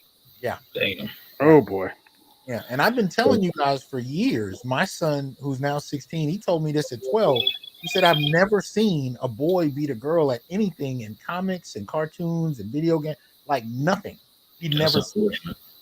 So that's the legacy of what I'm talking about. But go ahead. And you know what? From being a Gen Xer and growing into a black man, and I love this pop culture. When you read that totally takes the winds out of your sails because you hate to see a man lose. But at the same time, see, I remember the book years ago because I was like you, Artisan and Dr. T. I go to the comic shop and I saw this, like, well, what is the why Last Man? And I read it and somebody told me, oh, it's a dystopian future where, you know, he's the last man standing. I couldn't even understand it. I'm like, why? And I didn't even have the red pill back then, but it didn't make sense. So I was like, whatever. But when you did the report on it and hearing about that, he's immature, he's stupid, he's a dork, he's just no arrested development, but his masculine hard drive doesn't kick in at all. Now, we don't know with the series, but now you, like the brother just said, even in the book, he can't do anything just as good or better than these women, and nothing comes in. That for me, if I was reading that, I throw the book down. I'm throwing it in the trash because for me as a man, as a strong masculine man, red pill man, I want to see a protagonist do something, because me as a man, if I was in that situation, I'm going to take charge. But you get tired of that because I regurgitated the blue pill and I don't take the Kool-Aid. I don't fall with a banana in the tailpipe anymore. Because as men, we want to see masculine men take charge. I don't care whatever type of story it is. It's a point where you're taking charge. You're doing something. But then when you realize that you're left with a situation where there's no men and women are taking charge, and they're literally tearing themselves apart because they're forced to deal with logic, reason, and act in a masculine manner. But you have this guy here, and I'm thinking, and I don't know, and Brother Stephen, don't tell me, what is it about him in the monkey or in his DNA or his genetics that he's not affected by this virus? What is it about him? But also, what is it about him, and why did Vaughn write him that he never really, well, Kareem said later on in the book, he kind of starts to gain some masculinity and he starts to grow some balls and a backbone. But my thing is, it like how you said, Dr. T, when you're looking at media, when you're absorbing all different forms of media, and I'm glad that we've come from an age where we're like, we ain't never seen no shit like that growing up. Even with black, even though as much crazy stuff we've seen in black media, the overt racism and the undercurrent racism is like, no. We grew up where men took charge. But see, that's the thing, Malika. What I see with the book, my friends who read this book were predominantly Caucasian guys, and Caucasian guys love this stuff. And I never heard them complain about him not being masculine or stepping up his role. They just enjoyed it as being silly and goofy. Now I don't know if they're enjoying it because they're identifying with the dude, or they're identifying it in the sense that it's not them. So that's why they enjoy it. I never really got that from them, but I wasn't at an age where I was asking them that question, you know. But that's the thing. The people who really liked the book were usually Caucasian guys. I didn't know a lot of dudes who had actually read it at all. Malika, if I can go back to a point that you had brought up earlier, where you said if you had read the book and got to a certain point, your frustration would cause you to just throw it down. Yeah. Because I think that's because you were reading him as a protagonist. I read him as not a protagonist, but a MacGuffin. He's a walking, talking MacGuffin. He's the thing that moves the plot forward. He's not the protagonist of it. Well, he doesn't really have agency, huh? Yeah. He does, like I said, so even towards the end when he starts to. Hold on. Okay. Is it okay? I'm sorry, brother. I'm sorry. Finish your statement, Stephen. Well, I was saying, even towards the end when he starts to come into his own, so-called his own, the impetus of that isn't his will; it's other people's will. It's other women's will. So his assertiveness is a faux assertiveness. He's not behind that. That's believable, because in the first 2 episodes of this series, he's walking the streets. He's got his gas mask on. It's him and this monkey. He risks his life to save the monkey early in the first episode, really. And he's walking these streets. And when you find out the reason why he's doing it, he's spray painting messages around the city, hoping that his girl will see the message and come back to the house. So, this is the last male that we know of in existence, and his primary goal is getting back to a woman that dumped him. So in other words, the last survivor is a cocky surf. Well, pretty much. She makes it pretty clear that her leaving for Australia, you know, in the comics she's already there and they're having a conversation, but in the series she's about to leave, and I think she's going to school, but she's making it clear that this is a breakup for them. She's not thinking about him, and he's trying to marry her. You know what I mean? And then he spends the next few days trying to find her after all this. And it even gets to the point where when he does reconnect with his mother, the president, and they're trying to figure out what to do next. They're trying to hide him so the politics don't, blow up her spot. In the midst of all of that, he's damn near throwing a childish tantrum because his only goal is to get to Australia to find this girl. Oh boy. Kind of pathetic, right?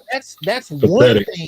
That's one thing before all of this happens. But if that's your only goal after every man in the world dies, and that's still your thought process, yeah.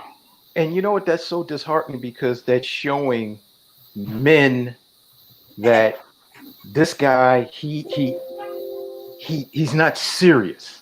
He's not caring about things. He even in the midst of crisis and chaos, he's still pedestalizing women. Yeah. And this pushes the thing on psychologically. He's pedestalizing this woman. Where some people might say, well, he's still romantic at heart. And you're like, no, he's not. You're putting this character out that's a simp. He's realized that the thing is, I'd be worried. First of all, for me, I'd be worried about my survival, because I'm the last man, and they're going to probably need my sperm and DNA to make more people. Yep. And what they're going to do is probably use me as a male version of a broodmare. Right. So, which in the comic book he's actually upset about. So it's an interesting kind of, this question of how men are depicted. But go ahead. We got I think is it J-Lock up here? J-Lock. Yes, sir. Malika, what is a broodmare, by the way? Broodmares were women back between, if I'm right, Dr. T, correct me, between either the 1700s. These were women that were primarily used for breeding children. You could even go back how the way our ancestors were put on plantations. They were used as brood mares to breed children for slaves. But even the Puritans and even a lot of the white folks from Europe that came over to America to institute, to have a culture of people, you would take a girl who reached a level of menstruation that could have children. She was primarily used for having children. What is that show on Hulu that they have out now? Handmaid's Tale or something like that? Handmaid's Tale is a perfect example of broodmares. So this is something that is true that has happened between, that white folks did it, but definitely in our culture through slavery. You know, our female ancestors were primarily brought over here for being concubines for white men and for breeding and broodmares. That's crazy. I never noticed. I never noticed. I didn't know. I was trying to figure out, but I didn't know it was a word for that term. So thank you. But here's the thing, though. If you're the last man on the planet, you do understand that you're going to have to play a role in some form or fashion. So why that would offend somebody is already a kind of an issue. And with his character, I think it's more in the comics so far. You know, he's offended by this because his idea of repopulating the earth is getting with his girlfriend. That's, you know, and it takes a while before his mother clarifies that that's an idiotic approach to the situation. Yeah, you got all the women in the world, and you want that one particular person. Yeah,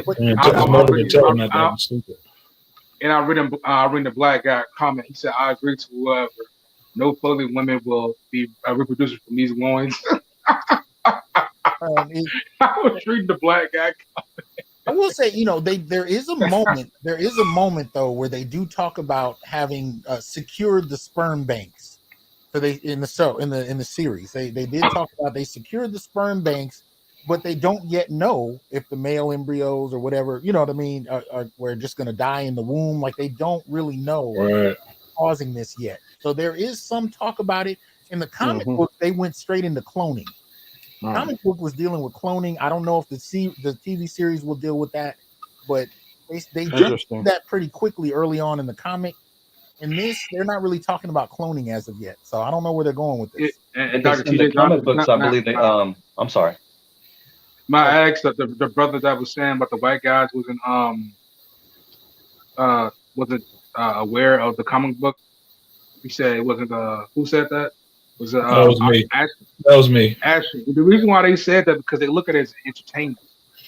That's also a lot. They don't look at it as they don't look at it as a this is a message. This is something that we should be like kind of concerned about, like symbolism and type of like stuff like that. Yeah, I understand that part, but that's the point in looking a little deeper because you have to ask people that stuff. Most people will read something or watch something and it just washes over them and it's just entertainment and that's the end of it.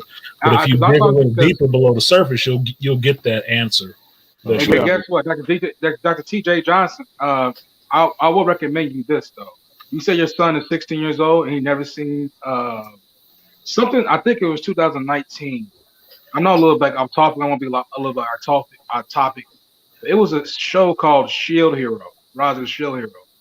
He got accused of rape by a chick, and he had to defend himself by a chick. And he had sent enforcers and everybody going against him, but he had to beat them to win. And when he won, the crowd did not like that because he won fair and square. Okay. Yes, he had a couple of people by on the side. But that's why I was like, it's a couple of shows out there that shows that stuff like men are like, defending themselves against like, Gynarchy and stuff like that. Yeah, that was a good anime. That was a good show. Yeah. Okay. Thank you. Yeah. We also got Officer Charles up here. What's up, man? Officer Faulkner. 1, 2, 3. Woo! What's up, man? Not much. Just got in. Did you get a chance to either read the comic or watch the series on this? I read some of the comic. Mm-hmm. I'm gonna try to get into the series. I'm gonna take a deep breath. Okay. No. take a deep breath and try to dive in because I know they're gonna push an agenda at 3. Like for some odd reason, I see women out there all the time who could flip me around with their little pinky finger, and I'm helpless to do anything. Right. Woe is black as me. Even his mom kicks his ass. What? Yeah. What? Are you serious? Yeah. Are you serious? I look at stuff like that, and I'm like, women usually look for men to be the rock, the protection, the stabilizing force. When I look at this, I do like the fact that society will collapse because women don't do the heavy lifting in society. They just don't. That's one thing I do like about this story. Go ahead. Sorry. And women think that those little degrees they get in education is going to carry you through when it comes to survival. Okay. Nobody cares about 2 plus 2 if you can't eat. So nobody cares about 2 plus 2 or vernacular when you can't eat and survive the next day. Kevin Samuels should read this book. Should read the comics. I mean, somebody's got a lot of background noise. Yeah. Christopher, Oh, I'm sorry. I didn't realize I was on yet. Okay, so one of the things that I was looking at. Mute up. Somebody was talking. Can you hear me? Yeah, you got a delay. Oh, sorry. You just cut in, but just mute up for a second. Okay.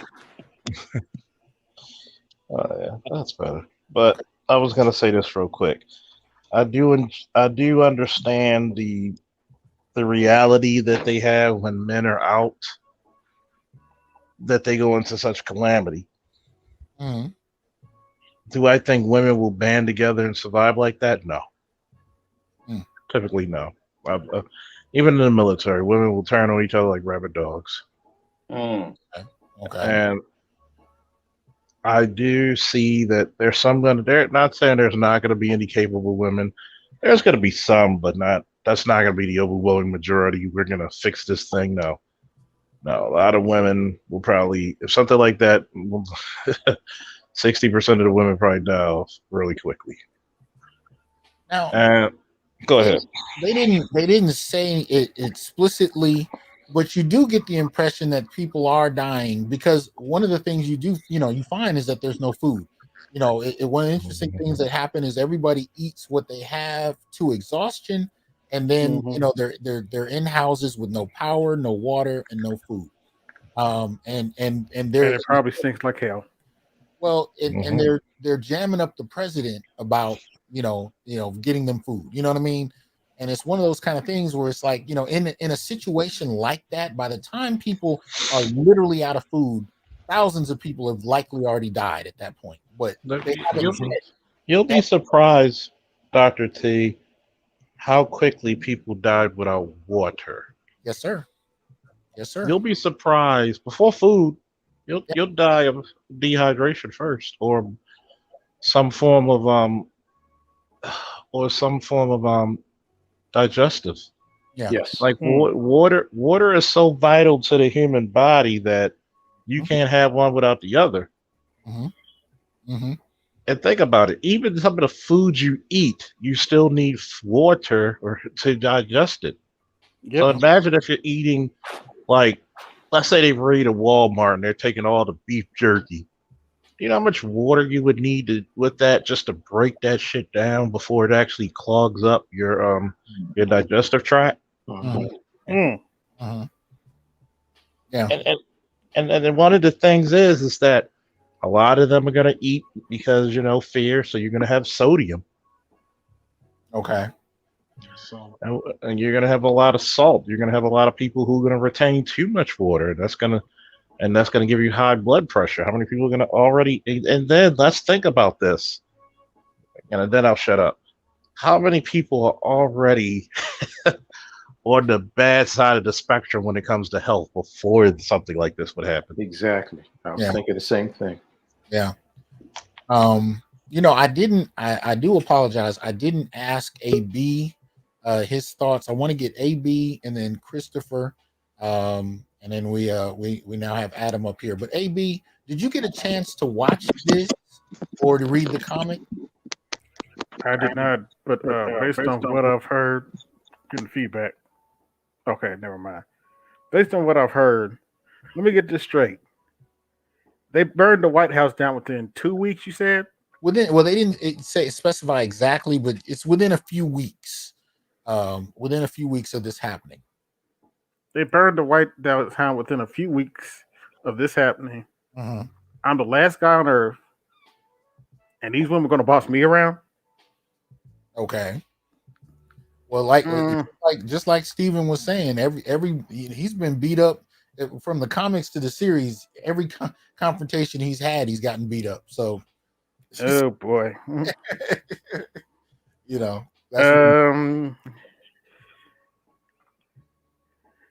yeah, I can see where artisans, his white friends come from, kind of laughing at. I see that side of it. Like they can't be serious. Mm-hmm. But still, even then, the message in that is like, really? Yeah. Well, this is what we're looking at, and this is one of the reasons I'm covering it, because we're talking about the representation of men, and these are the things that I find interesting, because there's so many subtle digs at men that I see in mainstream media on a regular basis, that this was so blatant that I had to, at least put it up on the table. Oh, Dr. T, they're so blatant now. I want to be called toxically masculine. If they're gonna, they're doing too much. Check your Twitter later. Okay. But let's get Christopher in here. Christopher, any thoughts? Yeah, go ahead. Well, one of my main things is, okay, so I used to work. My background was in mic. Can you hear me? Yeah, try not to mess with your mic. It's something, we're hearing some noise. I was adjusting my headphones. Sorry. Okay, go ahead. One of the things that, because basically, right now I do cybersecurity, but before I did cybersecurity, I was doing game development. One of the reasons why I got out of game development, one was shipping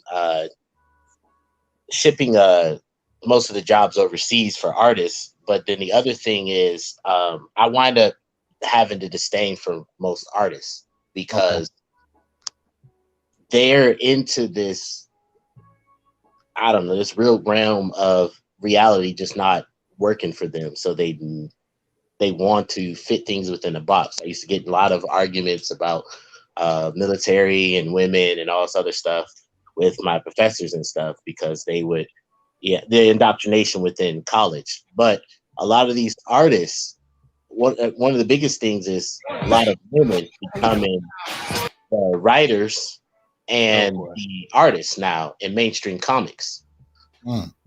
And that's why you're seeing these changes. And the guys who do, it's women, and then you have a lot of these guys who are practically male feminists. They're also writing, or the ones who just want to keep their job, so they don't say anything, because this corporate America is pushing this weird ideology that this stuff should be the norm. Just try to go to just going to college, trying to, sift through the indoctrination that they try to do. And it's trickling, from college, trickling all the way down. I'm having to have these conversations with my daughter about the stuff that they're teaching in school. Right. I guess right now at her school, she has these kids that they are females and mostly Black and Hispanic, but they're trying to protest over wearing halter tops and shorts, tiny shorts. They're protesting, and their argument is that the guys wear short shorts. Okay. You can see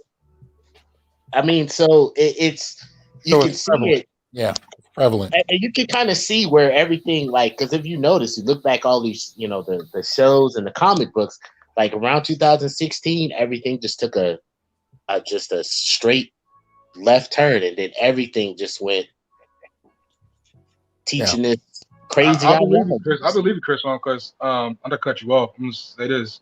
Back in 2013 or 14, when I went to community college, this guy was telling me, I think he was Puerto Rican or Mexican, he was Hispanic. He had to drop out of a classroom. We was all like, "What happened?" And for the first day, the teacher said, "If you're not GA, drop out the classroom right now, because it's all about GA class. It's about the lesson is about GA stuff and GA history lesson." Okay. It was. What is that? Drop GAY. Oh, okay. I thought you said G-Hay. Okay, I'm lost. Yeah, I had to. I don't want to get right. Okay. I had to say in a smart way. Okay. So the teacher actually said if you're you shouldn't stay if you're straight, basically. Yeah. Okay. Just drop out right now. I said, "Oh, who teacher is this so I can avoid this guy?"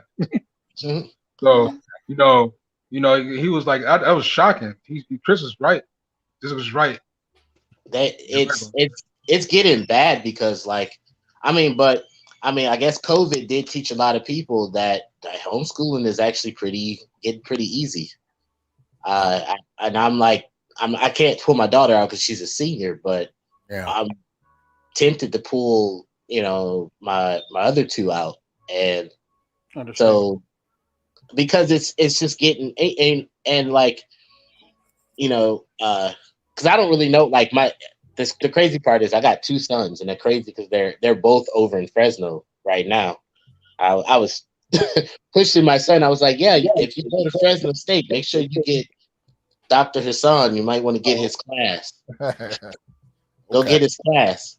Mm-hmm. Like you should be kind of tutelage under, because it's just like their mom is white, and sheesh. Okay. And they are we've gotten to some heated arguments. And one of the arguments we got onto where she kind of showed her hand a little too much is she wound up telling my kids that I was no longer connected with the Black community. I don't know what I'm talking about, and that they should listen to Sean King. Oh, okay. And yeah. Yeah, that was the argument. That's so random. Okay. Yeah, I want to keep us on subject, but we got a couple new people that popped up. We got Adam, and we got I Am Just Jules. So let's jump into that. Adam, what are your thoughts about some of this? Did you watch the show? Did you read the comic? I got into a little bit about it, but when you watch some of the things, you gotta kind of suspend belief, and it was hard to or suspend disbelief. It was kind of hard to do that. Particularly one of the things we spoke about earlier about the bodies and how the bodies were just there. Wait, one second. I apologize, Christopher. I didn't want you to come down. So if you drop because the signal dropped, come back through. I wanted you to stay in the discussion, but my apologies, Adam. Go ahead. No problem.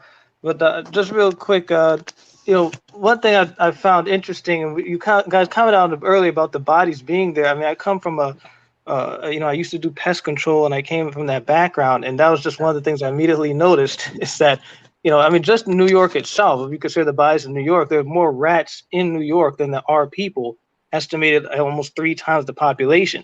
And during coronavirus, because people weren't throwing out their garbage in the city, rats in all the boroughs increased significantly.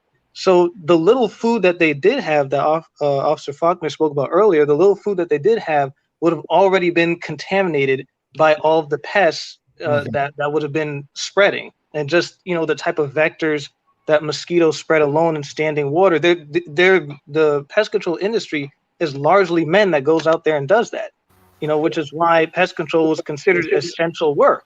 So if all those men are gone, the food that you do have, the water that you do have is pretty much all finished. So I couldn't believe, That's fascinating. Yeah, and they actually appreciate that support. Extended clips. Shout out to Floyd Jarvis in the comments. What's up?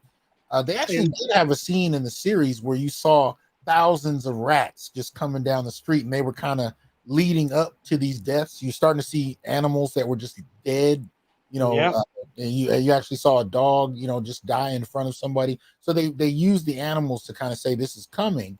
And there was a scene where you just saw these rats, just thousands of them running in a particular direction. And after they passed, you just saw a number of them dead laying on the street. So like the suicides.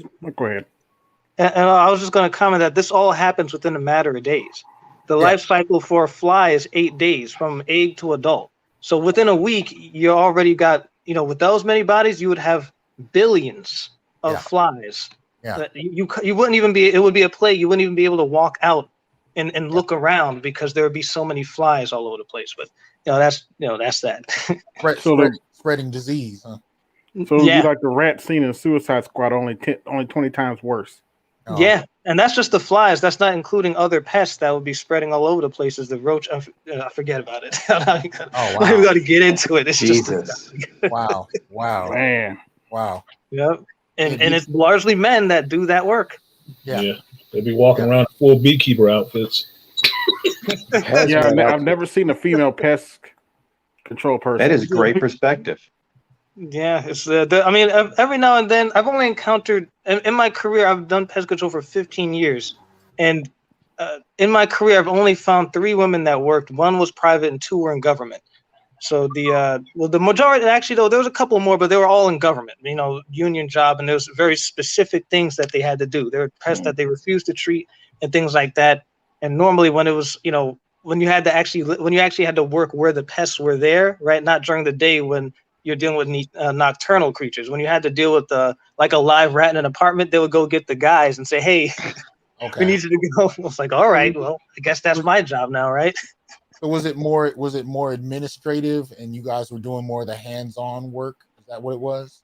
Yeah, kind of like they would take the notes of how much pesticides were used. They would order the pesticides and things like that. Every now and then they would mix it up. Very few would actually go out and do the work itself.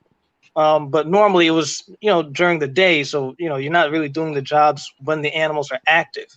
Right, when they're crespicular creatures, and normally they weren't trappers at all. Yeah. Okay.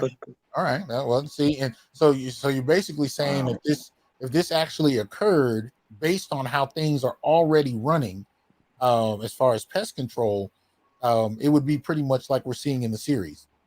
More or less, although I would argue it'd be significantly worse just due to the reproductive capacity of these creatures. One study by Robert Corrigan was a leading expert on urban pest control, particularly studying rats, showed that if you did not reduce a rat population by more than 50%, by the same time that next year, the population would have already recovered to what it was. Wow. Wow. So but to be fair, in the series, all life with a Y chromosome is extinguished. Yeah. Well, the thing is with these creatures, you only really need, with these creatures, you only really need 1 or so males because they, based on how fast they reach maturity, the males, the sons would be able to reproduce within a couple of weeks after they've reached maturity, which is only a month or so. So, some of these creatures are really what make a difference, Well, tell me this real quick, Stephen.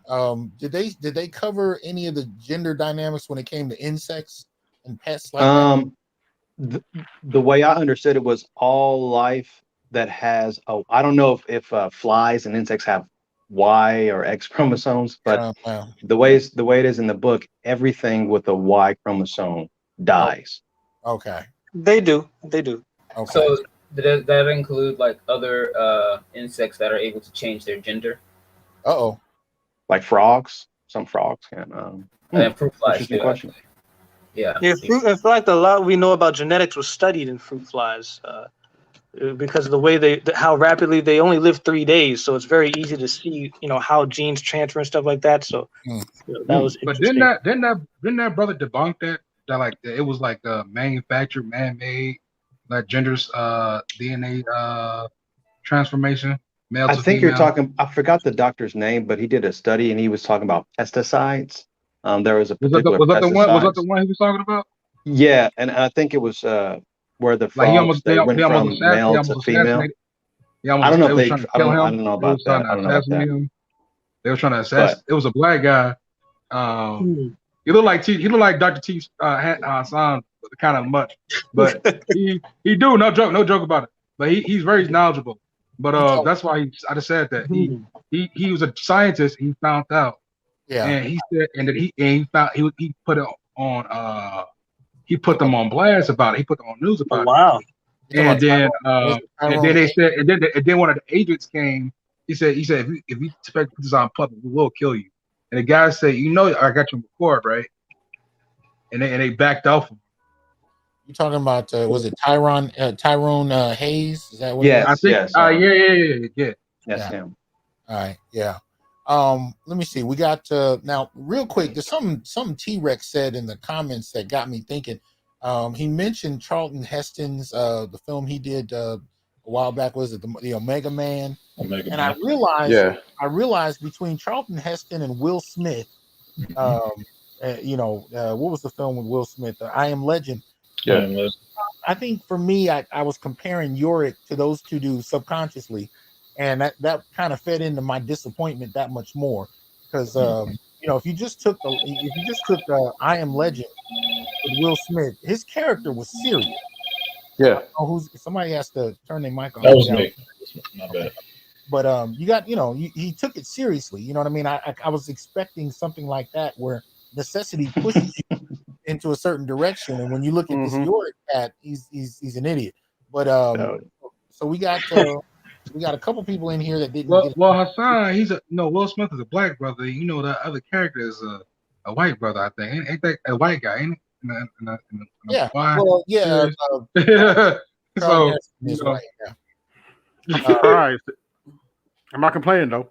I'm just saying. But we got let me see. We got I Am Just Jules in here, and then we got Matt Damon. So Jules, is there anything you wanted to say on this? Yeah. Thanks for having me up here. Can you hear me? Yeah. Okay. Yeah, I overall enjoyed the tone of the book because I think Artisan MC said that like Brian K. Vaughan does play around with a lot of ideas and concepts. I think that's his thing, and you can tell a decent story, but he doesn't take anything seriously when he tries to address something so serious. Because you see, like his relationship with his father is highlighted briefly in the book, but it's more highlighted through the sister Hero and her relationship with him, and he doesn't really have any or many roles within it outside of like a brief conversation about the relationship with the girlfriend / potential fiance. Okay. But the big problem I have with this story is that when they try to take things seriously, Yorick doesn't actually do it. And if this is supposed to be his hero's journey, and he doesn't actually do anything until, and I'll give away a little bit of the book, he has to be actualized not by himself, but by a woman telling him that he has to actually be a man. And people are showing him. And so that becomes, he's not even like, Guffin would be, he's basically a vial of sperm throughout the whole show and book. And in the show, he's actually even worse. He's even worse. I mean, he's kind of he's a whiny little boy. I mean, he's barely a teenager, but he's like a 30-year-old reduced to a turkey baster, huh? Yeah. And like, do any of you think? And I brought this up in the comment section. I apologize, you guys. I'm using an avatar fake name. But what really got me was, do you remember in episode 2 when the girl Hero she gets the driver's license to show proof of death for the old girl's husband? Yeah. And you noticed? Did y'all notice that little jab where she's like, "I knew I wasn't crazy. You're her." Yeah. And she didn't say anything. Right. And she didn't say anything after that, and she like left. And I was like, whoa. Like, what was the underlying message in that? Like, do you guys think? Let me see. She felt guilty, you know, because she had killed that woman's husband prior to the event taking place. So she was grappling with guilt, and at the same time, you know, she was angry that the husband never told this wife what was really going on. It had as much to do with her not feeling like she had a place, as much as knowing that this woman didn't know for sure what happened with her husband. And at the end of the day, you know, the biggest issue with her is that she was never really accountable for her actions before the death and after. She really wasn't accountable. And having come out of AA and, you know, was doing certain kind of work, she had fallen short of really, you know, standing up for or being accountable for her actions. So she tried to slip it in and let the wife off the hook by knowing that she wasn't crazy, but at the end of the day, she still didn't look that woman in the eye and say, you know, this is what it is. I not only was I cheating with your husband, I killed him. Like she, you know, she really didn't fully own up to it. She tried to, but she really didn't. You know what I mean? So I thought there was a lot of conflicting kind of things going on there. But that's just my So basically, Dr. T. Hasan, man, when a majority of the population of men are dead, women can't hold other women accountability. Even, you know, that's basically what it is. Well, you have an element of that. There's an element. I'm sorry, Doc. I have a question. So you're saying in the show, I haven't watched the show. Yeah. So in the show, the fireman is the guy whose hero's hooking up with the fireman in the show. Well, they're both EMT workers. They both drive the ambulances. Yeah. So yeah, if you recall, because I remember you said you read a few issues of the comic, right? I don't recall in the comic the gentleman who she's hooking up with being married at all. Yeah, they changed a few things. He was married with what looked to be a toddler child, you know, and he so at the very beginning, he tells Hero, I finally told my wife about us. So he's the big bad man. He's okay. Yeah, he's the big bad man because they have sex after that, and she's happy. He told his wife, and then you know, she picks up his phone, and the wife texts him, you know, something about when are you coming home, blah blah blah, just, you know, conventional marriage stuff. And she looks at him and says, "You didn't tell your wife about me after all." And he said, "No, I didn't." They get into a big argument, and she attacks him. And when she attacks him with a fire extinguisher, I think it was like a bolt on the side of it. It slits. She attacks him? Yes. Well, she's the one who killed him. Yeah. So they're having an argument. It gets physical. She attacks him. He's angry that he didn't tell his wife, and she ends up cutting his neck, and he bleeds out right there. Oh, so he doesn't die due to nope. As a matter of fact, how transparent can the agenda of this thing be then? You'll like this. When the cop shows up, she's waiting in the truck because she knows she's going to get caught. There's a black male cop that shows up at the truck, and just before he opens the door to see her in there with this dead body, that's when all the men die. So he collapses. She opens the door, and she's like, "What's going on?" Saved by the plague. Convenient, no? She got saved by the plague. Saved by the Try plague. that one in the court of law. But she's grappling with the guilt of it, right? Because she's coming out of AA. She's had some issues. She loved the dude. She's just angry at him. She didn't mean to kill him. Now she knows she's not really going to be held accountable. She's gotten away with it, but she's the guilt. Right. And so now she's looking at this wife and a baby who are walking around the city trying to find their husband, and she's the only one that knows what happened to him. But you know what, though, Doc? Ever since you've been on here, you've been talking about interrelationship violence. And within this story, you see it that no matter whatever the circumstances was, she attacked this man in rage and she killed him. Yes. But here we go again. Flip the script. Yep. Suppose if it was a man that killed it and he's walking around it, so many writings would be off the charts. He's a monster. He's a monster. He's this, he's that. Even he's worse because he's cheating on his wife and he has a child. Mm-hmm. You know, okay, he and also he's a recovering alcoholic and everything. Right. But Malika, you know the woman goes. Hold on for a second, brother. Let me finish, please. Hold on. The demonizing of men is so prevalent within the society. But when you flip the script on the woman, we automatically, like how you said, we're programmed to kind of feel for a woman. And, you know, she's been through a lot because she's a recovering alcoholic. And even though that she was cheating with the guy, and even though he really didn't tell his wife anything, but she attacked him out of rage. You see, the funny thing is, when we're talking about rage and when we're talking about violence and we're talking about domestic violence, that pendulum still swings our way. But now, since we're seeing women in all forms of media being just as tough and the aggressor of men, we still hold that burden of still being the demonized ones. Even if a woman, you take a guy that's a schlub. He's a total nebbish, the main character in the show. He's getting his butt kicked, even in the comics, how long it's been. But when you look at that, that's still abuse. You know what I mean? He gets beat up. Like you even said, his mom even beats him up.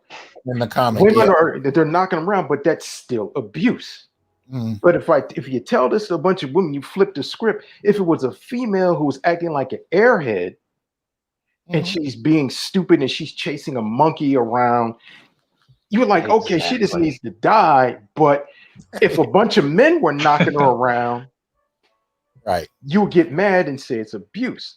That's the problem. The thing is, men in the Western society, and especially through feminism and definitely through the last 40 to 60 years, I got to take from Angry Man and yes to Brother Artisan MC, we become the sin eaters.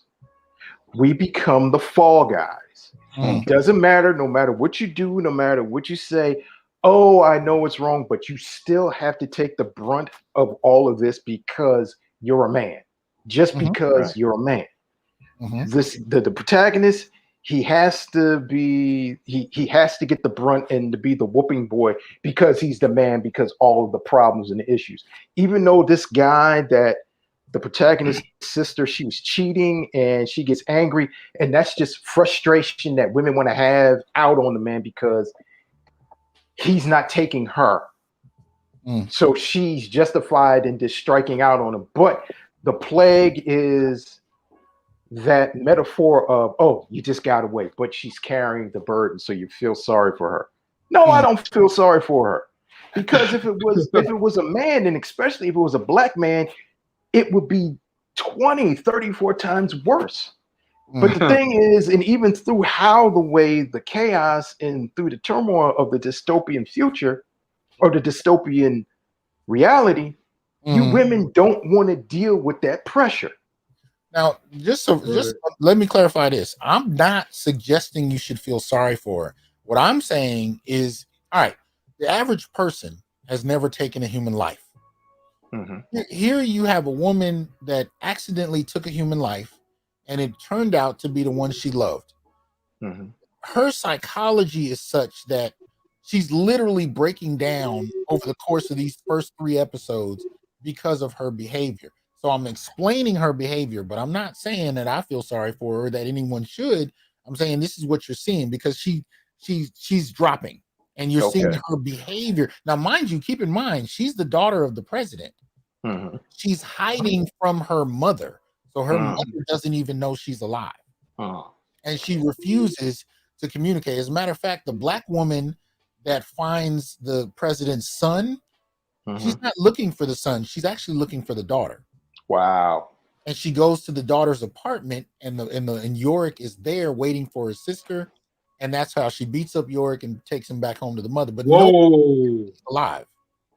Yeah, everybody kicks his ass. Wait, Malika, I also want to say to you is this: when that woman when to Dr. Hasan or somebody said that the fireman got killed by the woman, you know the woman. I want to tell you, the excuse is going to be, well, he led her on and she deserved it. Yeah. The thing is that Malika, when they see that, when they put that comic in the, I'm pretty sure they're gonna put in the show that he get beats up, women get a laugh out of that. They get out of male suffering. They get a laugh out of that shit. They think that shit is it feels good to them. Well, that's why I That's was why, putting. especially black males, we is suffering too. They get Well, a that's why I feel was good out of putting that. in the It's an film, ego shit. in the show. I think to really show that, even though that it's kind of giving that women. Well, perfect example. The latest Candyman movie, where the main Yaya, protagonist is Yaya. girlfriend.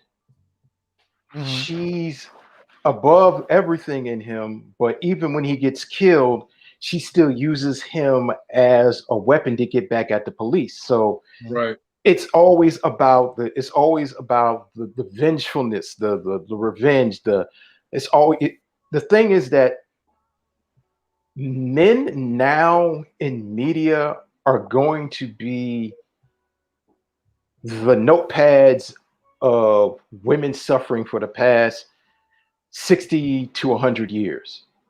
And it's showing, and it's going to be showing of us get beat up. You're going to have a woman that's 130 pounds beating up a 240-pound guy. It's showing that a woman, she's the best race car driver. She's the best superhero. She's the most smartest person in the room, that she can save the planet. Somehow she can tap into the forces. She does not need any Jedi training. She knows everything. She can figure out everything. She doesn't need to go to Mr. Miyagi to learn wax on, wax off or crane style. So she knows all this other stuff. But somehow, some way, she's so perfect in getting everything, she's still suffering, and she suffers the most. And this is the thing that gets me. Even when you're just talking about this, it's like, wait a minute, but she's just, and like, I know, Doc, you were saying, it's not like she's just walking around, but she's showing that she's suffering from this. But it gets to the point like, wow, like how convenient, that the plague hits, and she died. It's interesting, and Stephen can clarify this too. In the comic, she joins this group of Amazons, and she cuts off one of her breasts, which is one of the things they have to do to join the group. Now, I don't quite know if they're going to do that in the series. I haven't heard mention of this Amazon group. It seems kind of, like intuitive that would happen. But I don't know if they're going to do it in the series, but it happened in the comics. So we'll see. But she becomes a member of that group, and she's assigned with basically finding her brother, even though it isn't her brother. She doesn't know she's looking for her brother, but that's what kind of happens in the comics. So it's going to be interesting to see how this kind of plays out. But I agree with you, Malik. I think overall, when you look at the symbolism of this, the regard to men is very problematic, and the continued marketing of these different series and different media projects to women. I think in a capitalistic system, they just look at it in terms of profit.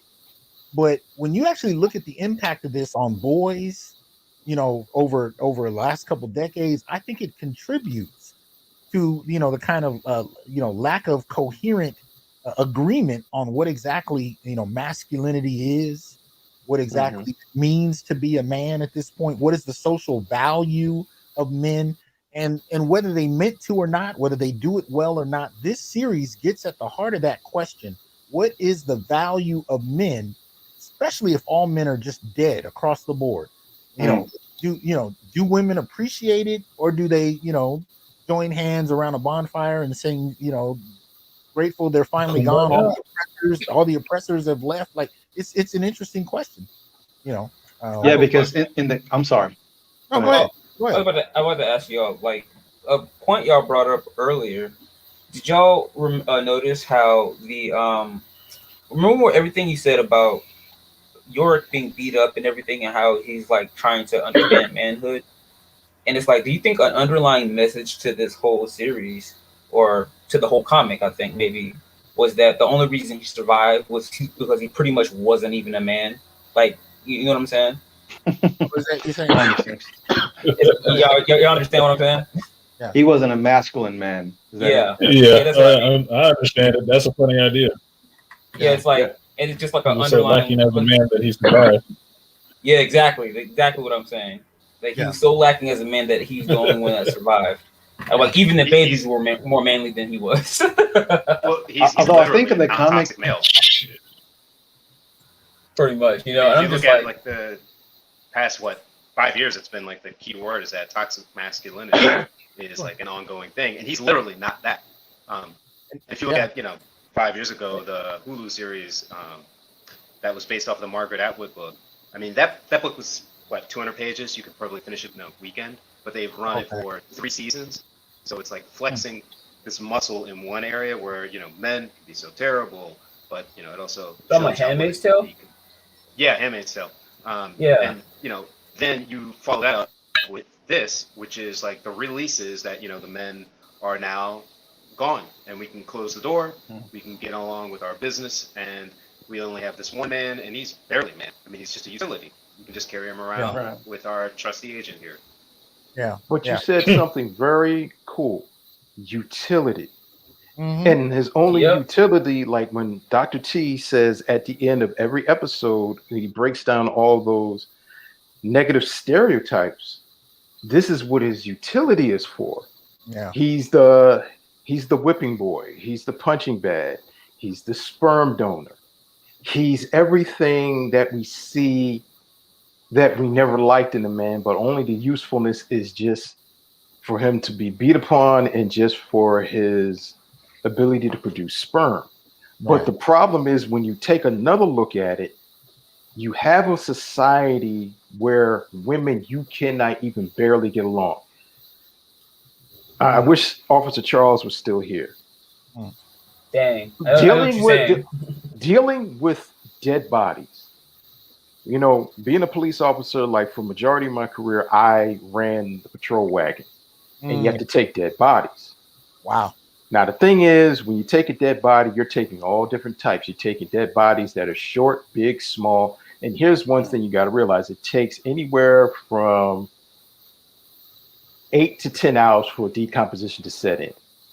Now, take a major metropolitan city like New York City, where you have bodies that are dead. And like you were saying within the movie and the books, you have a bunch of dead bodies around. Now, we all know when decomposition comes along, you already have bacteria that's coming on in the air. Right. Bacteria gets in the air, bacteria gets in the food, bacteria gets in the water. It gets everywhere. So women are not thinking logically, we got to get these bodies out. Now, this is not like back when we had the plague hundreds of years ago where they would dig pits and they would put the bodies in and they would burn it. But like you said, we have major metropolitan cities. And when you have decomposition, you have bugs that drop larvae. You have rats. You have infestation. Also, when you're dealing with decomposition, you're dealing with clogging of sewers, you're dealing clogging of pipes. But also, when you have a lot of decomposition, you're not having food. And you're dealing with women that are at their wits' end, and you're not dealing with logic. And the first things first, when you're dealing with men, men are thinking like, okay, we need to have certain people that can do certain things. Women aren't thinking about that. And like you said, women are wanting food. Women are only thinking about themselves in the emotional sense. When you're not having men that deal with logic, reason, and sensibility, we're like, okay, first of all, when it comes to dealing with this, we're losing water, we're going to lose food, but then also healthcare maintenance. Men are thinking that. Men are forthright, and they're thinking that. But also, how do we build a certain infrastructure, and how do we try to control people that we don't have mob rule? And if we have mob rule, how can we control that? Women aren't thinking that. Now, women can think, we can handle this, we can handle that. Okay, but now you have a shitstorm on your hand, but dealing with a double shitstorm with women that have emotional issues and certain personal issues where you have men that we calm the storm. Men are like, fuck your emotional issues. We got to worry about survival. Because remember when Kevin Samuels talked about Bear Grylls, The Island 2, when the women, they could not even get off the shore, they would have died within 2 or 3 days. But when the men got together, they established a community. They established a beachhead. They established, okay, who's the smartest? Who's the leader? The crew on the show had to help the women stay alive, literally. And when the women finally got with the men, what did the women do? They nested within the protection of men because that's their nature.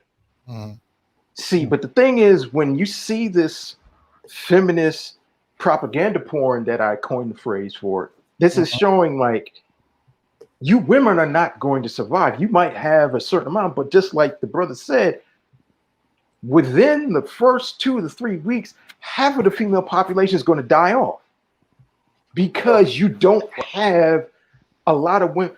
Majority of women need men just to lead them and just to take care of certain things, sewage, cleaning up roads, taking care of an engine. Like Kevin saying, said, how are you going to get fresh water? Well, I think what you're talking about is key, because the more advanced the society, the more we have systems in place that have effectively replaced men, especially in the household. So and this is what we've been talking about for the last year in real life. If those systems start to dismantle, if they start to even break down, and now mind you, in the current pandemic, our economy doesn't look anywhere near as bad as the series. Even the extent to which we've seen insecurity, we've seen the impact that it's starting to have, and women's behavior is in many ways starting to shift because of that. But if you have it just fall out to this degree, I completely agree with you, Malika. You'd have hundreds of thousands dying, off the jump, really. But let's also welcome Bitter Truth. What's up, man? Hey, how you doing? Brother? Hey, how y'all doing? And Dr. T. Hasan Johnson, I was going to write you this morning about this TV show because I am a fan of the graphic novel. Okay. And I hear I'm sorry, brother Malika. Yeah. You were saying that this is feminist porn? No. Feminist propaganda. Feminist propaganda. I'm going to tell you right now, if they follow the graphic novel, you're jumping the gun. You're jumping the gun, because based on the graphic novel, as you saw in these first few episodes, which I was like, oh my goodness, like these women do not know what's coming for them. It's feel good for them. Oh, all the men are, as far as the lesbian based feminist ideology women.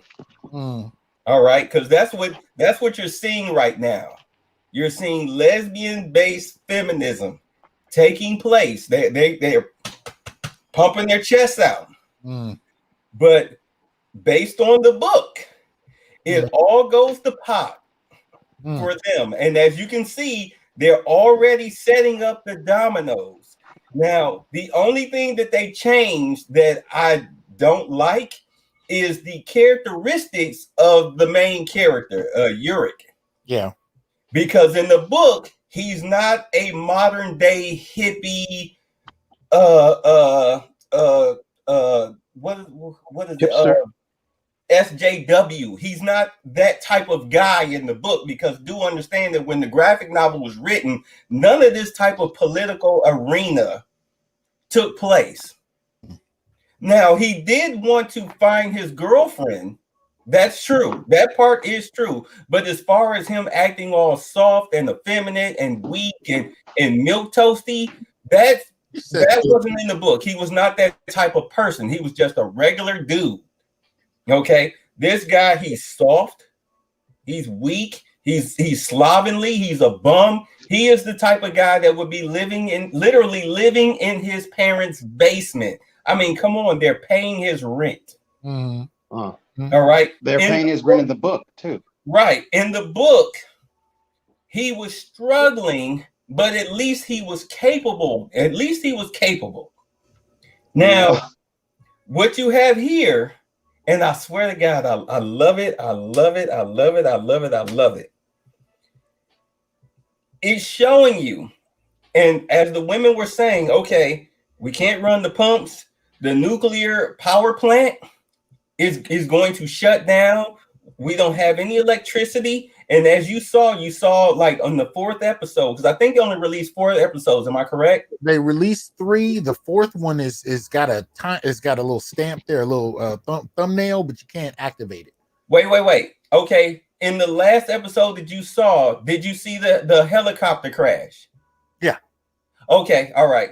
So what they're setting up, they're showing you that without men in the society, in the world, actually, everything, of course, goes to pot. I mean, we all know this. I mean, I'm not telling anybody anything that they don't know. Mm-hmm.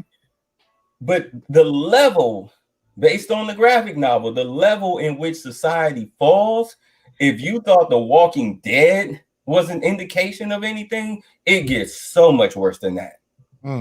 So much worse. Especially with him venturing out. I don't want to give it away, but with him venturing out into the world, because do understand his main goal is to find the girlfriend, but their main goal, as far as his mother, is to find a way to keep the Y chromosome alive through cloning, which is the purpose of Dr. Mann. Yeah. Because in the book, Dr. Mann had her own baby. Clone. Right. Her baby is a clone. She cloned her own baby. She's giving birth to her own baby. She's not overseas somewhere. She's right there in the United States, and she had her own baby. So he was supposed to get with her so they could figure out how to clone the Y chromosome. But here's the thing, though. As far as giving things away, they are already deviating from the comic.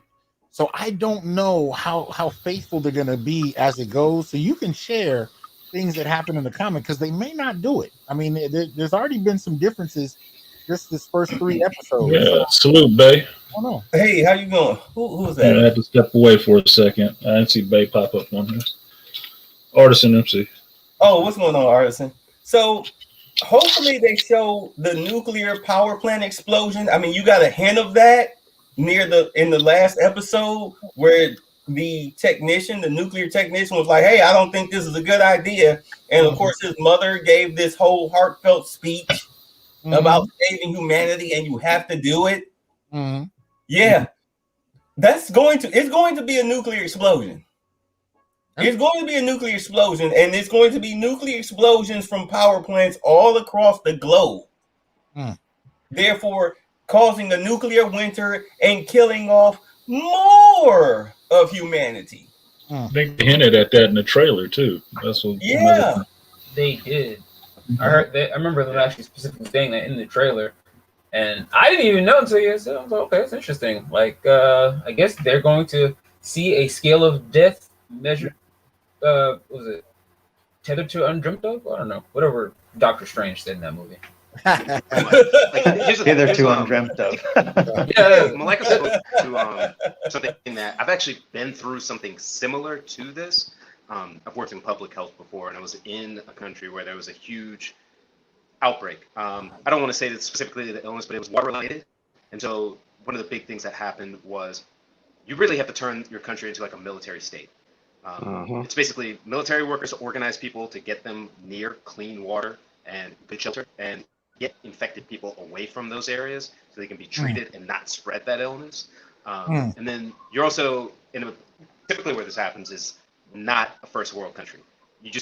We have too much infrastructure for like a lot of this stuff to really happen, and we have the people to work it. But if you're in a third world country, it's not like in America, if you had something like this happen, you have some of this slowdown of your infrastructure. But if you're in somewhere south of the equator, all of a sudden that decomposition time is cut in a quarter. So that body turns to putrefaction within a day because the heat, the humidity, it really churns things up. And so then you start to see things like the water becomes poisoned almost immediately. And then you have to start dispensing things like bleach. You have to give sanitary stuff. Like it becomes a big production where you're basically marshaling a whole bunch of stuff, but at the same time, you also have people going through the same things where they need their medications. They might be pregnant. They might have a broken leg or a broken foot. It becomes a huge to-do that this show only coasts at the top of, so it becomes like a fantasy as opposed to if you have somebody who has a diabetic pregnancy in a situation like this, it becomes it's life-changing. Everything is life-changing. So I think this is like fantasy porn for a lot of people. But until you like see something like this really take place, I mean, it's first world problems. That's the best way I can say it. Yeah, I like the way you said that, because it's like, if you think about it, look at a lot of our television shows in America versus, like, and I can tell a lot of us in the chat room and stuff like anime, for example. We were talking about the Shield Hero, and like the realistic nature of politics, seeing as how that one character in the very first episode lied and framed him for rape. I mean, excuse me, grape. I'm so sorry. Sorry about that. I do it too. I feel you. Yeah, they framed him for grape, and then basically had to he had to clear his own name. But everyone seeing his side of the story as a man dealing with, an unjust system, and but at the same time, it actually shows the reality of how he had to level up, do all the things himself without help from other people. In this show, I feel like it's kind of like you guys are saying, it's fantasy porn. It's only fantasy porn because they're not going to get down to the nitty gritty in a reality showing. If this many people died, especially men, it would just be, it would be a whole lot of all sorts of chaos, because you'd have people with medical issues. Like, I guess you need everyone in, most people don't read, so they probably haven't read what's the name of The Art of War, Sun Tzu, The Art of War. Understanding, like, if you're going to attack someone, you have to have resources in order to feed your platoon, and you have to be where your enemy thinks you are not. So you see what I'm saying? Like, they have to, like, whenever people watch shows like this, like, this fantasy porn for the feminists, they're not thinking in the long, they're not thinking about the long haul, basically. You know what I'm saying? Mm-hmm. But yeah, I'm so sorry. I actually need to go. Understood. I've enjoyed this conversation. You guys are amazing. I'll probably try to come back in for later. All right, appreciate you coming. Take care, brother. All right, take care now. To answer to touch on his point, just like when I came in, again, in the beginning, it looks like you said, fantasy porn. That's the way it's starting out. But they're putting the clues in there of how things are going to get so much worse. Matter of fact, remember when the president's daughter with her little caddy congregation was walking behind her when they found out that the next person in the succession of leadership was still alive, but she can't be president of the United States because she's not a U.S. citizen? Of course, I mean, we all know the cattiness of women. There's going to be a power struggle there because these Christian right-wing fundamentalists think that they're right, and they'll probably try to play it off as an act of God, because in the book that does happen, that does come up. And oh my God, I really hope that they put his Ohio adventure in this show. Okay. Because that was the best part of the book. Well, I think some of the things they're hinting at, and I think you're right, some of the things they're hinting at is that women aren't going to be effectively more moral than men. That survival is going to push stuff that's very reminiscent of what men have been critiqued for by feminists. So I think those themes are kind of there, but it's all about how they execute it. So I'm just as curious as you are. I will say this, and shout out to Rodney in the comments. Good to have you in here, man. Winston, I was hoping you were going to come up, but appreciate you hanging out with us. But I will say this: if y'all want to see a male character who's self-assured, who has a plan and a strategy and is initiating that, check out the latest episode of What If. The latest episode. Don't spoil it. Don't spoil it, homie. I'm not spoil it. I'm not spoil it, homie. Don't spoil it. I'm probably gonna do a short daily show, and there I'll let you know spoilers. I'm not gonna spoil it. All I'm gonna say, good, because I gotta watch it tonight. All I'm gonna say, see, Artisan, I'm disappointed, man. I'm disappointed. I was up. Look, man, I can't do the shop and geek stuff at the same time.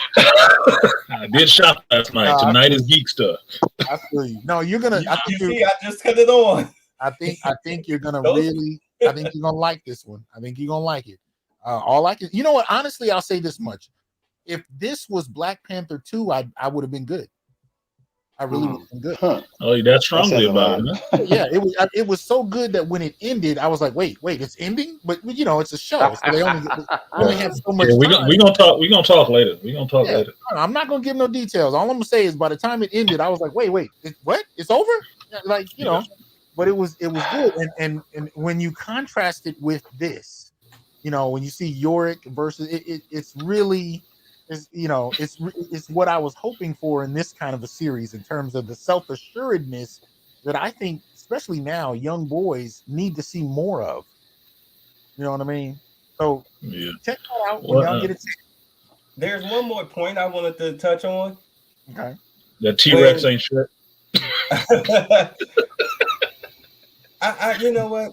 I want people to understand that the United States, the only reason why it's considered a first world country is because of technology and its weaponry.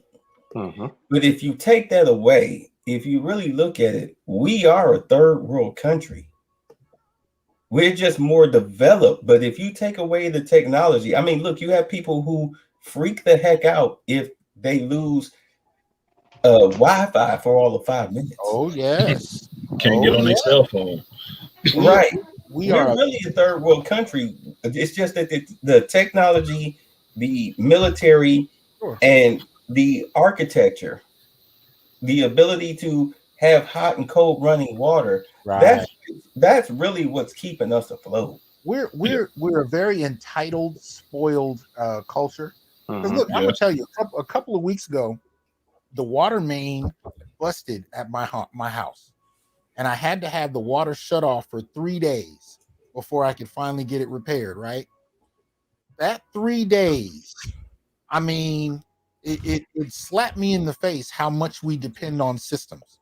And when I hear these people saying things like, well, I just live off the grid, I'm just gonna do this, I'm gonna do that, I'm like, you don't know what the hell you're talking about.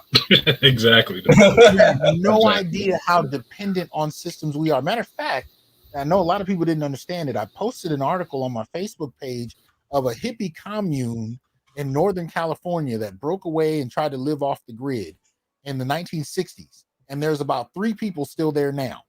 And they show you pictures of the houses they're living in and all of that. But when you read that article and you look at those pictures, I'm telling you, especially if you had any experience with not having power for a few days or just not having water. I mean, water. I mean, running water. People would die. You know, so it's no joke. Any final reflections and thoughts before we check out for the night? We'll start with Bitter Truth and work our way backward to Jules, Malika, Steven, and an artist. All I have to say is that as intelligent Black men, pay attention to what's being actually said. Pay attention to the setup. I know right now things for, like I said, these lesbian-based feminists, everything seems to be all peachy keen over in charge. I know they love the Black girl. I love the Black girl. Okay. I love the Black girl. She's a bad A. I don't want to curse on your platform, sir. Right. But she's cold-blooded. You saw she killed those pilots. She set those pilots up. She's Black Pill. Yeah. Yeah. She's cold-blooded. And she's like that throughout the books. They actually got her character correct. But I'm telling you right now, what looks like a dream is getting ready to turn into a nightmare, a bloody, horrific nightmare. Okay. And if they are doing like with all of the blood and the gore that they showed in the first episode, hopefully they'll stick with that. And my greatest dream, fingers crossed, I swear, my greatest dream as far as bringing a graphic novel to life is crossed. Okay. I don't know if you heard that you graphic. You are tripping, Bitter Truth. You are tripping. I've seen some cross. Oh no, sir. I'm surprised they haven't done it yet, but that's got to be on like Cinemax, the Showtime, or HBO. Yeah, that's gonna be Cinemax for real. That, Hulu, that show too far out there. Right. If you guys are not familiar with Crossed, you need to pick it up. And it's a comic book or what is it? Oh, it's a comic. It's a comic. Okay. Cross or crossed? Cross. CROSSED. So that's the past first tense, one on my list, Artisan. That's the Dude, first God one. damn it. Doc, I I'm would telling you, don't when eat you read before the reading it. first issue, don't have. How old are your children? Dr. T? Oh, my son is 16. It might be too adult for him. What? All Garth right. Yes. Ennis wrote this book. No wonder. Yes. No wonder This it's is crazy. Garth Okay. Ennis book. So you know What it's if gonna be it's some on- crazy stuff. What if it's on the Disney Plus? Yeah, Disney Plus. Mr. Meach. It's on Disney Plus. Well, all I'm saying is, Artisan, you heard it from me. Add it to my list. That's the first one I want. Noted. Noted. Yes. I just looked at it last night too, and I didn't order one copy of it because there's only one dude in my shop that actually gets it. It's my boy Peppers. He's the one who gets it. He's a law enforcement, so he liked it. Okay. Like, I've seen some internals of the story. I'm like, this is out there. It is out there. Well, look, man, I appreciate you coming through Bitter Truth. Thanks a lot, good brother. It was good for you. I'm glad you invited. I'm glad you allowed me to be on your panel. Oh man, anytime you can come up, man, you're welcome. All right, man. I appreciate it. Let's hear Jules. Any final thoughts? Let's kind of keep them brief. What are your thoughts on this? Final thoughts. I enjoyed listening to the panel. I'd love to see you do like a follow-up after the final 3 episodes drop, because I know they're going to have some introspection for him. But outside of that, expect more of this. There's a bunch of different stuff, and all these online streaming platforms are looking for content, and there's a ton of stuff that can just be slid right in. But outside of that, thank you again for having me on the panel. Hey, man, thanks for coming up. I'm gonna pull you guys down who've already kind of closed out, but hopefully we'll talk soon. And I might, as the series continues, we might do some updates. So yeah. But Malika, any thoughts? I just want to quote Professor Griff when he would talk about looking at images and pictures in media. Just don't look at the picture, look into the picture. And as Black men, we need to really start looking into the picture. It's amazing how the way Artisan said his white male friends saw the story as just funny and satirical, but we Black men started picking up. We Black men, and you, Dr. T, started talking about this. We started picking up and start seeing certain things that, like, okay, something in the water doesn't compute. That shows that this is something that the Black female propaganda, feminist propaganda porn, the white feminist propaganda porn, we're not taking it in. We're regurgitating the blue pill and the bad Kool-Aid. Yeah. So we got to continue to keep regurgitating it. We got to keep dealing with the deprogramming process, like your platform and other platforms. So I thank you, and I cherish this platform that you allow us to speak on. Hey, man, I'm honored that you're here, brother, and I hope to have you back many more times. So thank you. Thank you. Let me get brother Steven, who is joining us from Japan. Any closing thoughts, man? I would say I have more than a few disagreements with the dear brother Bitter Truth about the trajectory of the story.